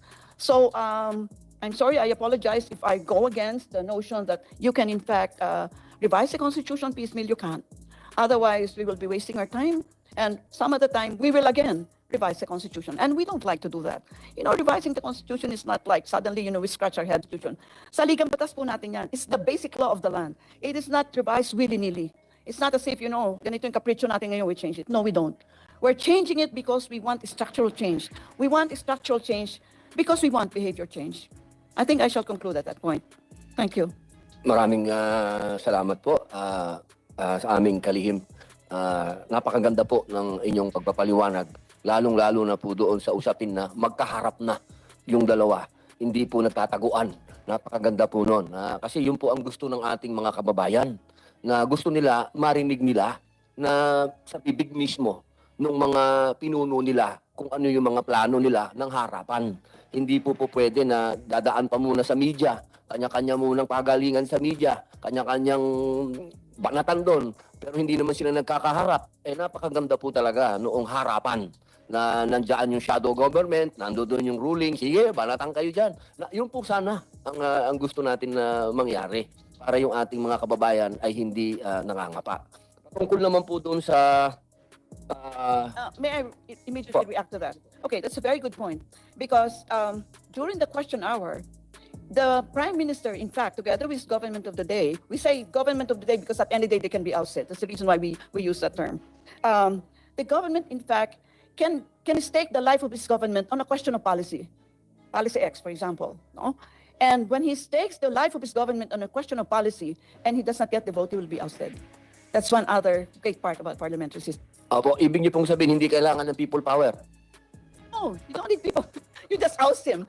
But, you know, Senator, when Kasi nagkaroon na po ng addiction yata ang Pilipino sa people power. Lagi na lang, dapat na tayo sa EDSA. Marami lang tayo ng tao dyan. Sa parliamentary po, hindi na po kailangan yan. mayroon po nung role ang rally sa ating liberal democracy. Pero wag ho natin sa kalye gawin ang ating ang mga pagbabago. Maraming salamat po. Ngayon po, baka may gusto pong umaabot lang naman sa kalye kasi yung protesta pagka walang structure na dadaanan kasi yung grievance yung hinaing ng taong bayan eh. In a parliamentary system, nandun yung structure. May grievance kami, may hinanakit kami sa legislatura, sa parliament. Yung aming problema sa ngayon, hindi nila binibigyan ng tamang atensyon o tamang kilos. Palitan natin sa eleksyon. So, pipressure namin ang aming member of parliament to siguro a vote of no confidence para to dissolve the leadership in the parliament, mapipilitan to call an election.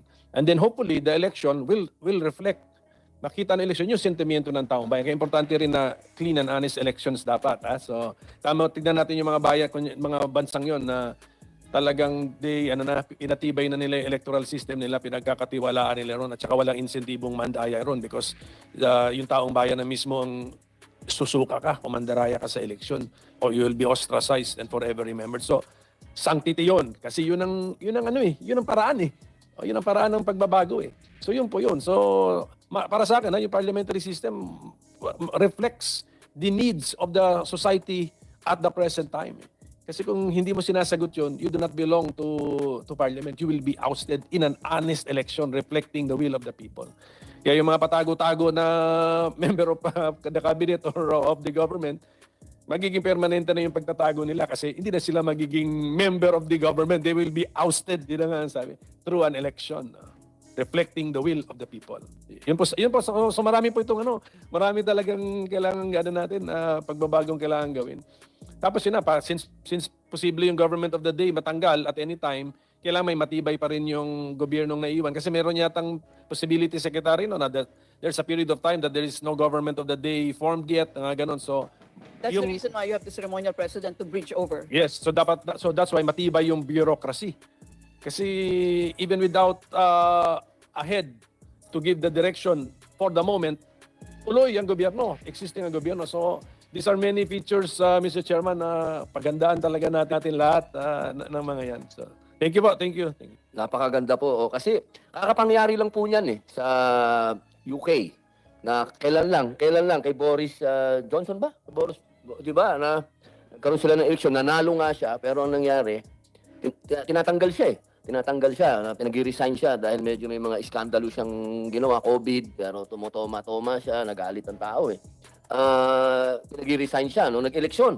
Nanalo pa rin siya. Pero ang nangyari, yung kanyang mga minister nag-resign. So, wala siyang nagawa. Natanggal siya, palit siya. If you will notice there, despite the fact that they ousted Boris Johnson, still the Conservative Party controlled the majority in the House of Commons. And therefore, they chose among themselves the next leader, no? But if the majority party loses its majority, we're talking arithmetic majority, no? Then they go to the country and have an election. Yeah. Yun ang maganda Sige po, Senator. Yun po yun. So, kung nakita natin, change is is easier to achieve under a parliamentary system. So, the party controlling the majority of the parliament made a change within. So, internal. Nagawa nila. Bago. Kasi yung face nila, ayaw na ng tao. Let's say it's masyadong too costly for the party to maintain that face of the party. Palitan, internal. Tapos sinasabi nga sa atin ni Secretary Carlos, kung kailangan silang palitan yung mismong majority, kaya rin. Because bakit papalitan? Nagbago ang sentimiento ng electorate.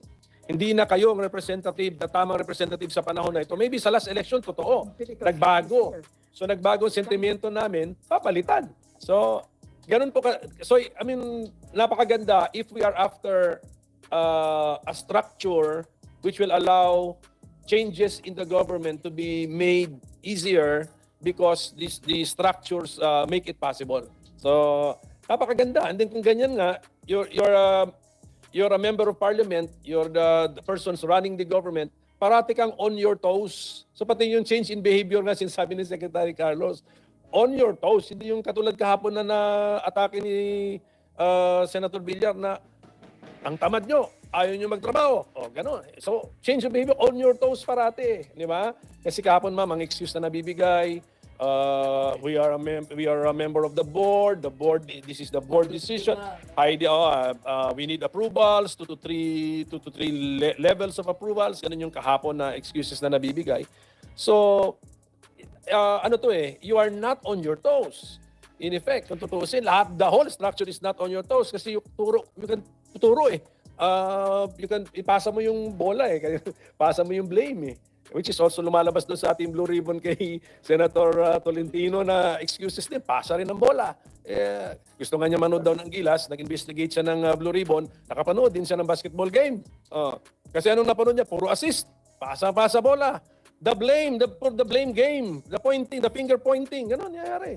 Unlike in a parliamentary system, kung mapagod na ang taong bayan, pagod na kami sa passing the ball nyo, pagod na kami sa finger pointing ninyo, palitan na lang yung party in power with the new party because they are disorganized or whatever. So, yun po yun. So I really want to pursue all this parliamentary system of government because it might baka mas angkop na sa panahon sa panahon na lalo na ngayon na ang bilis ng pagbabago technology, even science-led. So, economic policies, iba na eh. Mga economic theories ngayon, wala pa, bago-bago na eh. So, we can react siguro more quickly if we adopt a parliamentary system of government. So, thank you, Mr. Chairman. Napakalinaw po ng pagpapaliwanag Mr. ng Chairman. ating Senator Pimentel. Nagtataas po ng mic si Senator Tolentino. Senator Tolentino.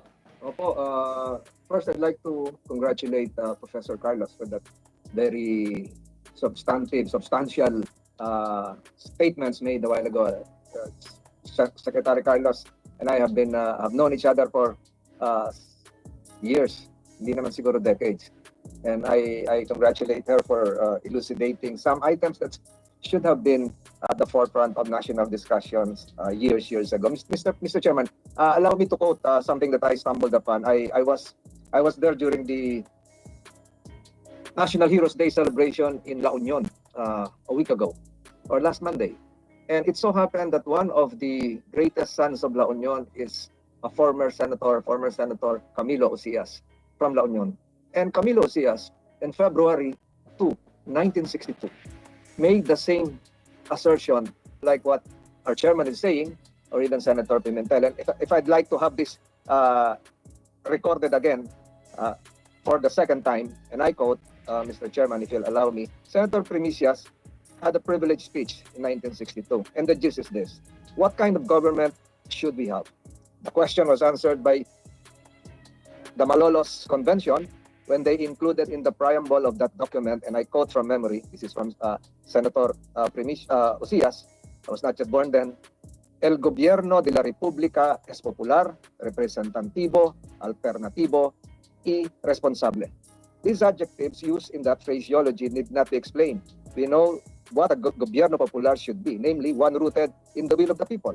We are operating under that ideology. And we also know we are operating under that ideology. And we also know that a government should be responsible. Mr. President, this is Senator Ocias, there is one adjective used in that constitution which I think, as far as I know, is not found in any other written constitution of the entire world.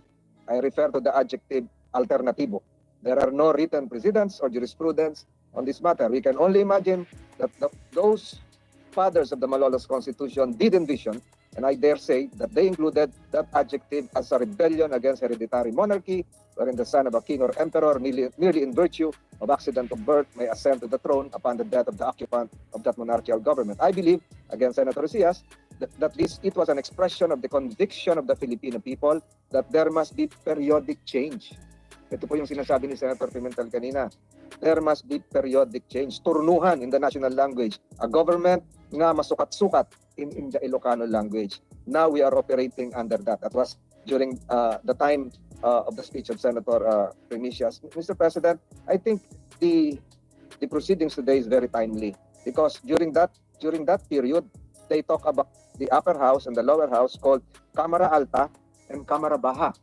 It should have been in one building where the upper house would be located, the Senate would be located in the upper floor, the Cámara Baja would be located in the lower floor. But then again, Mr. President, after 1962, this speech of Senator Ocias still would reverberate in the memory of historians because we're now talking of parliamentary federalism, and these are all very timely, especially with the explanation given a while ago by my former professor, Professor Secretary Carlos. And I hope the discussion would be elevated nationally to a level beyond partisan politics, and even a discussion that should include the grassroots level. So, Mr. Chairman, though I was absent last time, I would be a participant in your committee hearings virtually and perhaps later on physically. Maraming salamat po, Mr. Chairman. Excuse me po, sir. Maraming salamat po ating Vice Chairman sa ating Senator Francis Tolentino. Meron lang po ako, napakaganda po nung sinabi nyo, 1962. Alam nyo po, senador po yan eh. Sigurado po ako yung sinasabi nilang pagbabago na yan. Kasi nung 1971, kasama po ang ama ng ating Senator Coco Pimentel. Gumawa po sila noong 1973 Constitution. Parliament na po yun eh. So nakita natin na talagang yung sinasabi nyo na dumadating talaga yung panahon na kailangan magpalit. tumatakbo ang panahon eh. Kailangan nag-a-adjust. Sabi nga ni Senator Coco, dapat nag-a-adjust talaga. Ngayon po, pakinggan lang po natin. Sige po, sige po. For the record ko lang ha, although member yung father ko sa 1971 Constitutional Convention, he did not vote for the draft. He refused to vote because of the, what happened, the subsequent happenings. Kasi may mga pressure doon, alam mo na, may mga bombing pa nga doon eh. Sa Quezon City Hall yata yun, sa comfort room. So may mga subsequent events which are, pressure delegates, mga ganun. So ang ending po noon na my father refused to vote for that draft. Makulay po kasi yung panahon na yan, 1971, wala pang martial law nun eh. Na-approve po ang 1973 na yung constitution na-approve. Martial law na. Kaya nagkaroon na ng maraming... ang pagpapatawag Secretary Carlos will correct me if I'm wrong. Ang election sa CONCON, wala pang martial law. But then CONCON pa rin, there was still a CONCON, there was a declaration of martial law. Am I correct, Secretary Carlos? Yes. Yes, yeah.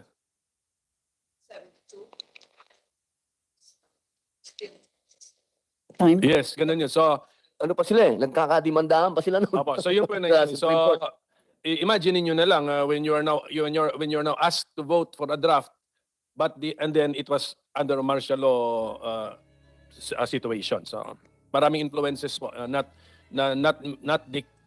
which may not be maraming influences sa decision mo which may not be connected to the merit of the draft, di ba? So, yun po yung gusto kong sabihin. Salamat po.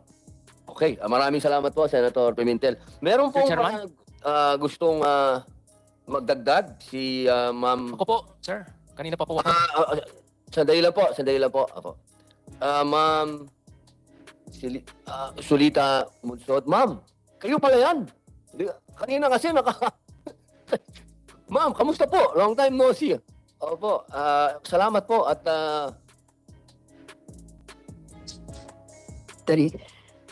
Kasi merong mga ebidensya, studies have been made, and this is hard evidence.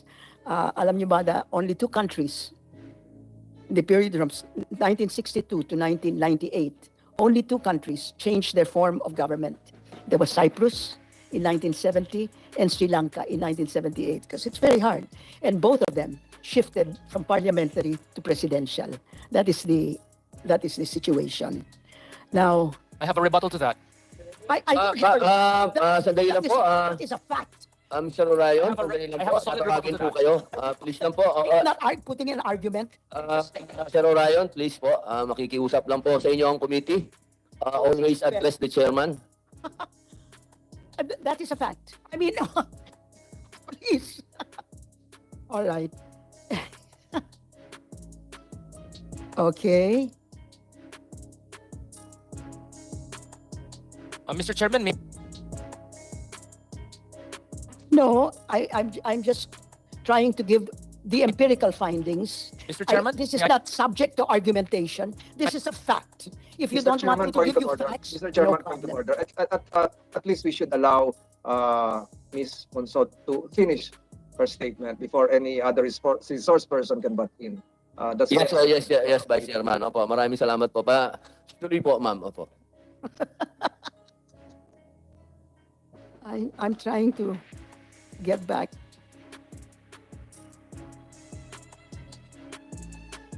I'm sorry. I've lost it. Habang hinahanap niyo po, ma'am, magkukwentuhan lang po kami ni Senator Coco Pimentel dahil napakaganda po nung topic na pinag-uusapan natin. Noon pa lang kasi nakikita mo na talaga, no, Senator, talagang meron talagang need for change. Kasi 1935 Constitution, naging 1973, tapos naging hindi bago yung pagpapalit ng konstitusyon no? Hindi, tsaka ito lang po Mr. Chairman. I've got it. The mere fact na merong article sa Constitution na on how to change it, how to amend it. Ganun po yun. We really need to be flexible. Flexibility is the name of the game. Ngayon, our 1987 Constitution, because of the structures nga linagay doon, naging rigid tuloy. Although theoretically, andun yung way to amend it, pero imperfectly phrased yata yun na pagdating sa usapin tuloy sa constitutional change, imbis na sa merit tayo nung substance, ano ba yung babaguhin, oras natin na divert sa paano babaguhin. Ayun. So kaya kaya nga ang trap, yan ang trap. Wag tayong bumagsak sa trap na yon. Merito ng proposal sa ating i-discuss. Then pagka maganda na yung meron na tayong conclusion na maganda at meron tayong consensus, hindi ko sinasabing unanimity, but merong suporta ito sa majority. Saka natapos natin pag-usapan yung paano babaguhin. Kasi dinadivert tayo eh. Yung oras ubos doon sa paano, hindi na papag-usapan tuloy yung magagandang proposal. Ayusin na muna natin itong substance before procedure or process. Maraming salamat po, Senator Pimentel. Ma'am? Yeah. Po. Yeah. Now, with respect to the form of government and corruption, ang mga studies, there are ambiguous, conflicting. There's one study where it says that the evidence supports that the theoretical finding that accountability is stronger. In other words, corruption and rent-seeking is less in presidential than in parliamentary. But that only happens when the quality of the democracy is good. If it is bad, that does not hold. Measured by the constraints on the what about other studies? Lederman in 2005 said parliamentary systems are associated with lower corruption. So one says presidential is with higher corruption, parliamentary is lower corruption. The finding supports the theory, of course. Now the form of government and democratic survivability. One study, Stepan and Skak says parliamentary democracies had a high rate of survival, more than 3 times higher than that of a presidential democracy. Presidential democracies were more than twice as likely to have pure parliamentary democracies to experience a military coup. And not one presidential regime managed to survive as a democracy for 10 consecutive years from 1980 to 1989, while 15 of the 41 parliamentary systems did.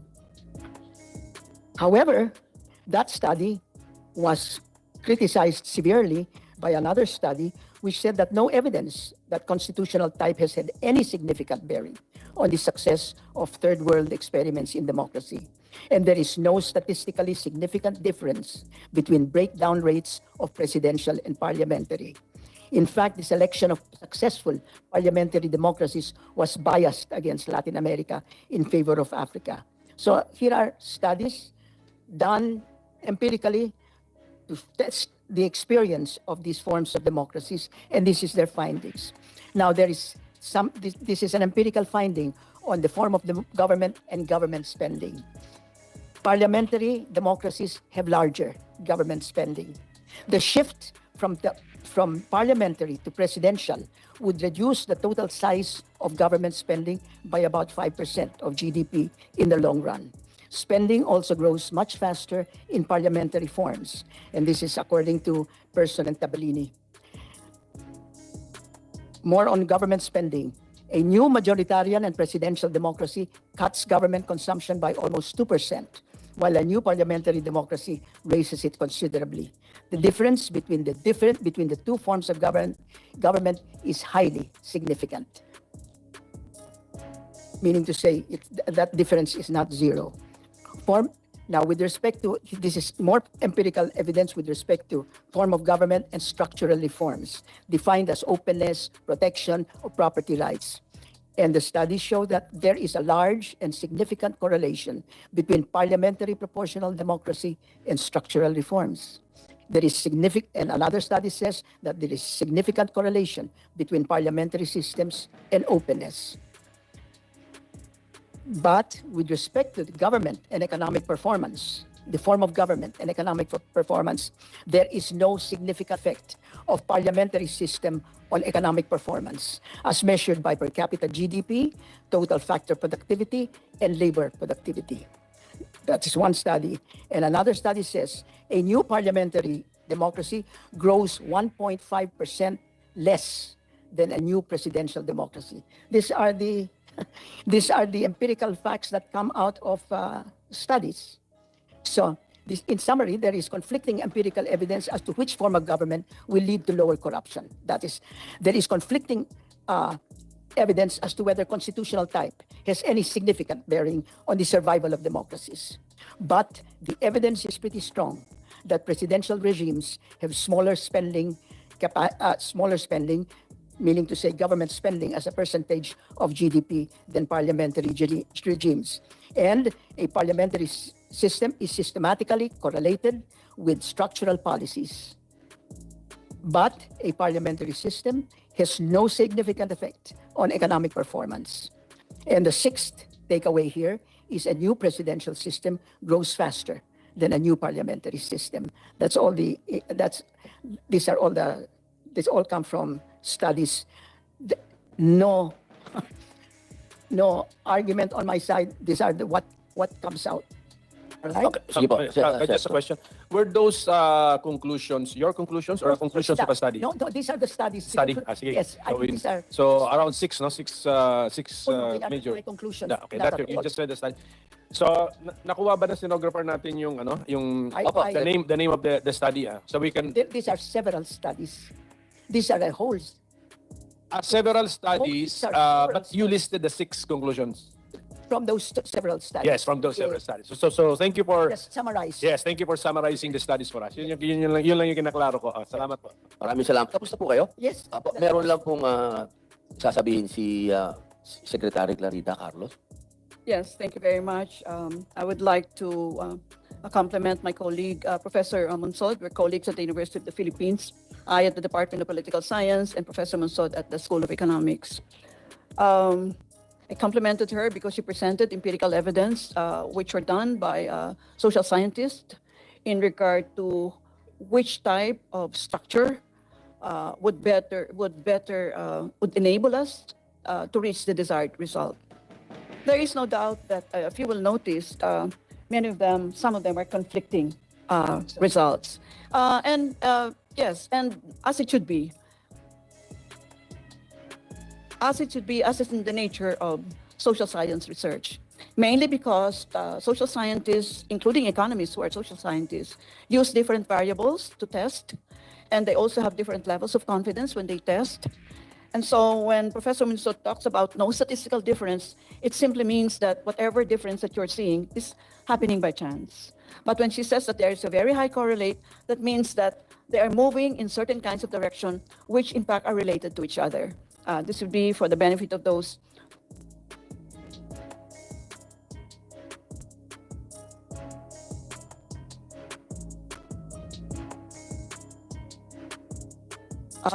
provide you another assumptive framework, which is that every political system is unique.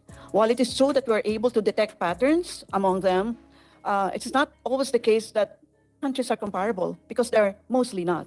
Even social scientists, when we even investigate the same issue area, we in fact are investigating it in a different way, because we are weighing the variables with different potencies, and that already changes the conceptual framework. So I agree, let us listen to the empirical evidence, and let us listen to colliding evidence also pertinent to this. That's the reason why, in advance of this session, Senator Padilla, remember I was telling you, let us look at the pluses and the minuses, but I still argue there will be more pluses for parliamentary systems. Thank you. Meron po kayong gustong idagdag? Okay. Okay po. Study lang. Opo. Meron po tayong, iwan muna po natin yung topic na yan. Puntahan muna po natin yung kung bakit po tayo nandito. Ito po ay patungkol sa resolusyon ng ginawa po ni Senator Winnie Gatchalian, na ang gusto po niya ay magkaroon ng Constitutional Assembly, at nagpo-propose po siya ng amendments sa restrictive economic provisions ng 1987 Constitution. Ito po ay nag-request po si Senator Winnie Gatchalian na gusto po niyang mahingi ang opinyon ng ating mga secretaries. Kaya po natin inimbitahan yung ating mga kalihim, at tayo naman po ay sinuwerte at pinagpala na tayo po ay pinagdagbigyan ng ating kalihim sa national security, ang ating pong ginagalang na si Secretary Clarita Carlos. Ay Ang tanong po ng ating senador, kung magkakaroon daw po ba ng epekto sa seguridad kung babaguhin po natin ang magkakaroon ng amenda sa konstitusyon patungkol po sa economic. The answer is certainly yes. Mainly because when I came in as a national security advisor, I did not set aside the external threat, which is a source of our insecurity, but I stress as a political scientist the human security aspect. Therefore, whatever changes you want to make in regard to the 1987 Constitution, whether they are economic changes, whether they are political changes, etc., they will invariably link to how we enhance the security of the individual, food security, energy security, health security, security of your person. Anytime the government performs well, it redounds to the benefit of the individual, human security. Ibig pong sabihin po ba, mahal naming kalihim, na kapag pumasok po, pinayagan natin ang mga dayuhan na magnegosyo dito, maaari po bang makaapekto ito sa seguridad ng ating bansa? Maaari po ba na sila ay maging threat sa atin? Siguro mas marami yung hindi threat sa sa pagpumasok ang mga dayuhan, no? Kasi ito siguro yung sinusulong ng marami na alisin na yung 60-40 restriction. And ang mangyayari nito down the line is that of course the President of the Republic would like to create jobs, especially for 2 years talagang nilampaso tayo ng pandemic. So when they come in, they bring in capital, they bring in factories, manufacturing, innovation. They create jobs. You create jobs, somebody is paying for his amortization for a house. He has money to pay for the amortization of the house. Human security. You create jobs, they will put their children to school. Education. We are educators here, Professor Monsod and I. That is in fact the nerve center of economic and political development. So yes, anything that we do to liberalize the environment within which work happens, within which our daily acts of living happens, redounds to the benefit of the individual. Ang issue po yata kasi ay patungkol po sa telecommunication. Yun po yung number 1 na nire-raise nila. Na kapag naibigay yung pag-aari sa dayuhan, baka yung ating pong alam nyo na, dyan nag-uumpisa yung mga bagay-bagay na nakukuha nila, yung mga impormasyon. Yung po ba ay sa palagay po nyo, pwede na maging threat po yun, yung telecommunication? Well, I've always been an iconoclast, Senator Robin, so I don't think so, with all due respect. By the way, even if we think we are in fact secure, we're not secure, I'm sure you know the capability of your telephones and they can be intruded into and the like. Believe me, whoever gives us the stronger and faster internet, he can come from Jupiter and I don't care. Because we're moving towards globalization. Economies are already meshed with each other. So do we care who owns what, I think I care who gives the best service. And I really don't care who you are. Whether you're a corporate person or you are a corporation, you're an individual, you're a collective, whoever gives the best service. There is no socialist way of repairing a road, is there? Is there a democratic way of repairing a road? No, you just repair the road, and it doesn't even have a label on it. I think we should be, we should be realistic about these things. Why are we putting labels on everything and putting political color? The telcos want to come here, let them come here. If the present telcos are not giving us the services that we want, we're one of the slowest telcos in the world. As I said, he can come from Saturn and I don't care. Maraming salamat po. Sige po, Deputy Secretary Michael. Well, Senator, you cannot prevent a determined actor if he wants to penetrate your communication, whether he is an owner or an outsider. I mean, we can talk about any other country with capabilities, and they may not own your telcos, and they could do something about your system. But what the problem with this kind of, fear is that, first and foremost, there is no evidence that would support that, in fact, when you have the ownership by foreigners, is that it will automatically be a breach of our security, because some people would only want to do business and would not do something else. And we have to weigh the security implications and our desire to have better services, because the better services redounds later on to your ability to progress economically. And when we talk about the linkage between economic development and security, we have to always understand that economic and security, they are like double helix. Your ability to secure your nation is underpinned your ability to progress economically. It also goes the same way that your ability to progress also depends on your capability to secure your country. So it is not an either or thing. It is not one coming after the other. It is actually a double helix thing that you do not know where to begin, except that you know that they are interlinked. Now, when there are clear evidence that this equity requirement retard our nation. This is true in many sectors of our economy, in the telecommunication, in the shipping industry. I will give an example in the shipping industry. When you require equity ownership by Filipinos, once upon a time in the 70s, we have in our ships registry, in our marina, there were more than 1,500 ships registered under Philippine flag. Then in the 80s, it was reduced to 800. Now we have less than 150 ships. And what does it mean? That's the reason why you have your seafarers boarding foreign ships instead of Filipino ships, because instead of Filipino flag ships, because of many requirements that we are imposing. I mean, if I am the owner of the ship, for example, I am a German, of course I would have to have some say on the decision making. If I don't have the decision making power, then I will not invest in your country. Okay. Malinaw po na hindi po kayo kontra dito na magkaroon na tanggalin na itong 60-40. Senator. Malinaw na hindi sila kontra at hindi sila worried. Hindi sila worried. Okay po, tatanungin naman po natin ang ating mga bisita. Sino po? Ano ba yun, Secretary? You're not even worried about it? Let us say it's not a high threat. Okay po, sa NEDA. Sino po ang pwedeng sumagot sa NEDA sapagkat kayo po ang ni-request ni Senator Win patungkol dito. Ito po ba ay makakatulong ang pag-aamyenda nitong batas na ito? Makakatulong po ba ito sa ating ekonomiya?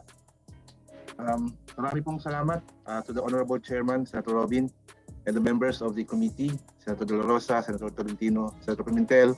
Magandang umaga po sa lahat. Now, on the matter concerning resolution of both houses, number one, NEDA has been supportive naman po. We support the objective envisioned in the proposed resolution, as this recognizes yung need for the country to adapt to the present and future socio-economic condition of the country. In recent past, Honorable Chair, NEDA has been supportive of the Senate initiatives to relax restrictive foreign ownership limitations on certain key investment areas. For instance, sir, papasalamat na kami sa Senate for passing the amendments of the Retail Trade Liberalization Act, the Foreign Investment Act, and the Public Service Act. Actually, sir... Sir, maputol ko po kayo, sir, ha? Meron pong yung po sa Foreign Direct Investment Act, marami po ang nagre-react. Opo, kasi ang sinasabi, ito daw po ay questionable. Yung pong pagkakapasa po nun, although hindi ko po ito kinokontra, tandaan po ninyo, po ay kahit pagbalik-balik na rin po ninyo ako, PDP laban po ako. Ako ay nasa wing ng kasama po ako dito sa sa act na to. Pero syempre, ako po ay nasa committee na ito na marami pong sektor ang nagsasabi na illegal ang pagkakapasa noong Foreign Direct Investment Act. Sapagkat ang nararapat lamang daw po na magdesisyon at magbigay ng interpretasyon sa saligang batas ay ang Supreme Court. Kasi ang nangyari po doon ay binigyan nila ng definisyon yung public utilities. Alam niyo man po siguro kung ano yung foreign direct investment, hindi po ba? Yun po ang kine-question. Wala daw pong karapatan ang Kongreso, ang legislative, na i-identify nila kung ano lang yung public utilities. Ang dapat lang daw po noon, ang meron lang daw pong dapat na nag-i-interpret noon ay ang Supreme Court. Gusto ko lang pong sabihin dito, kahit na meron tayong batas ngayon na existing, sa akin pong palagay, hindi po tama na sa ating pananggagaling yung mga question. Kasi meron pong question na ito ba ay pwedeng questionin sa Supreme Court. Alam niyo naman dito sa Pilipinas, laging ganyan. Pagka questionin ng isang tao, dadalhin sa Supreme Court. Kung ikaw, negosyante, foreign investor, papasok ka, meron kang dalang, may bagong batas na na pinirmahan ng ang 18th Congress, pinirmahan ng presidente nila. Okay na to. Pagdating ngayon sa iyo, sasabihin sa iyo ngayon may mga nagrereklamo. Sino ba yung mga nagrereklamo? Number one, yung mga dating justice. Si Justice Carpio, sinabi niya illegal yun. Yung mga ibang professional na mga lawyers, sinabi nila illegal. So kung ikaw ngayon yung foreign investor, hindi ka siguro mahirapan kang maglagay ng mag-aalanganin ka. Kaya po ang tanong sa inyo po, Sir Bien Ganapin, ganda na po ng apelido nyo, Ganapin. Opo. Pabor po ba kayo na amendahan natin mismo yung 60-40, yung saligang batas? Kasi ang sinasabi nila kasi walang karapatan ng Kongreso amendahan ng isang batas ang saligang batas. Hindi pwede yun. Kumbaga sinasabi nila, hindi pwede. Saligang batas yan, amendahan mo. Pag amendahan mo ang saligang batas, kailangan dumaan ka doon sa tatlo. Con-con, con-as, o yung People's Initiative. Ngayon, kayo po, tatanungin ko po kayo, diretsahin nyo na po ako, Sir Ganapin. Makakatulong po ba na amendahan natin yung saligang batas? Salamat po, sir, Your Honor. With regards po doon sa binabanggit ko kanina na yung batas ng Public Service Act. Public Service Act po 'yon, yung pinasa ng Kongreso this year lang po 'yun, noong March. Ang ginawa lang po doon, Senator, is to define kung ano yung public utility as a separate from... Boss, yun nga yun, boss Boss, yun nga yun. Yun nga ang point. Ang point natin, binubuksan natin kasi yung public service daw natin, public utility sa foreign. Diba? Yun nga yung boss Yun nga yung point. Ang sinasabi nga ng mga dating justices, illegal. Illegal yung ginawa kasi dinefine ng Congress kung ano yung public utilities. Hindi nga daw po pwede yun. Yung Public Service Act. Ano yan Ang mangyayari dyan, boss, mauuwi sa Supreme Court. Mauuwi yan sa Supreme Court. At ang sabi ng Supreme Court, sila lang ang may karapatan mag-define. Sila lang ang may karapatan mag-interpret ng saligang batas. So, simple lang po yung tanong ko. Wag na po nating balikan yon kasi pag ang haba po tayo. Simpleng tanong, boss. Pabor po ba ang NEDA na amendahan yung 60-40? Yung hinihingi po ni Senator Gatchalian. Pabor po ba kayo na ito po ba'y makakatulong sa ekonomiya? Itong pag-aamenda ng saligang batas. Kalimutan na po natin yung sinasabi natin ng mga bagong batas. Kasi po, ang sinasabi nga ng karamihan, ito ay illegal. Hindi niyo po ako pwedeng sabihin na against ako dyan dahil galing po yung batas na yan doon sa aking presidente, ex-president. Kaya kung akong tatanungin niyo ako, pabor ako dyan sa batas na yan. Pero ang pinag-uusapan po natin ngayon ay ang katotohanan. Ano ba yung katotohanan? Kine-question ito. Kine-question. Lahat ng bagay na may question. Pag dumating sa Supreme Court, alam mo, ako yung dayuhan, may pera ako, nag-invest na ako. Nandiyan na, biglang dinesisyonan ng Supreme Court, illegal yung batas. Patay tayo dyan, boss. Yun ang inaano po natin. Ano po ba kayo? Pabor na amendahan, ang 60-40 na yan o hindi? Yun lang po, boss.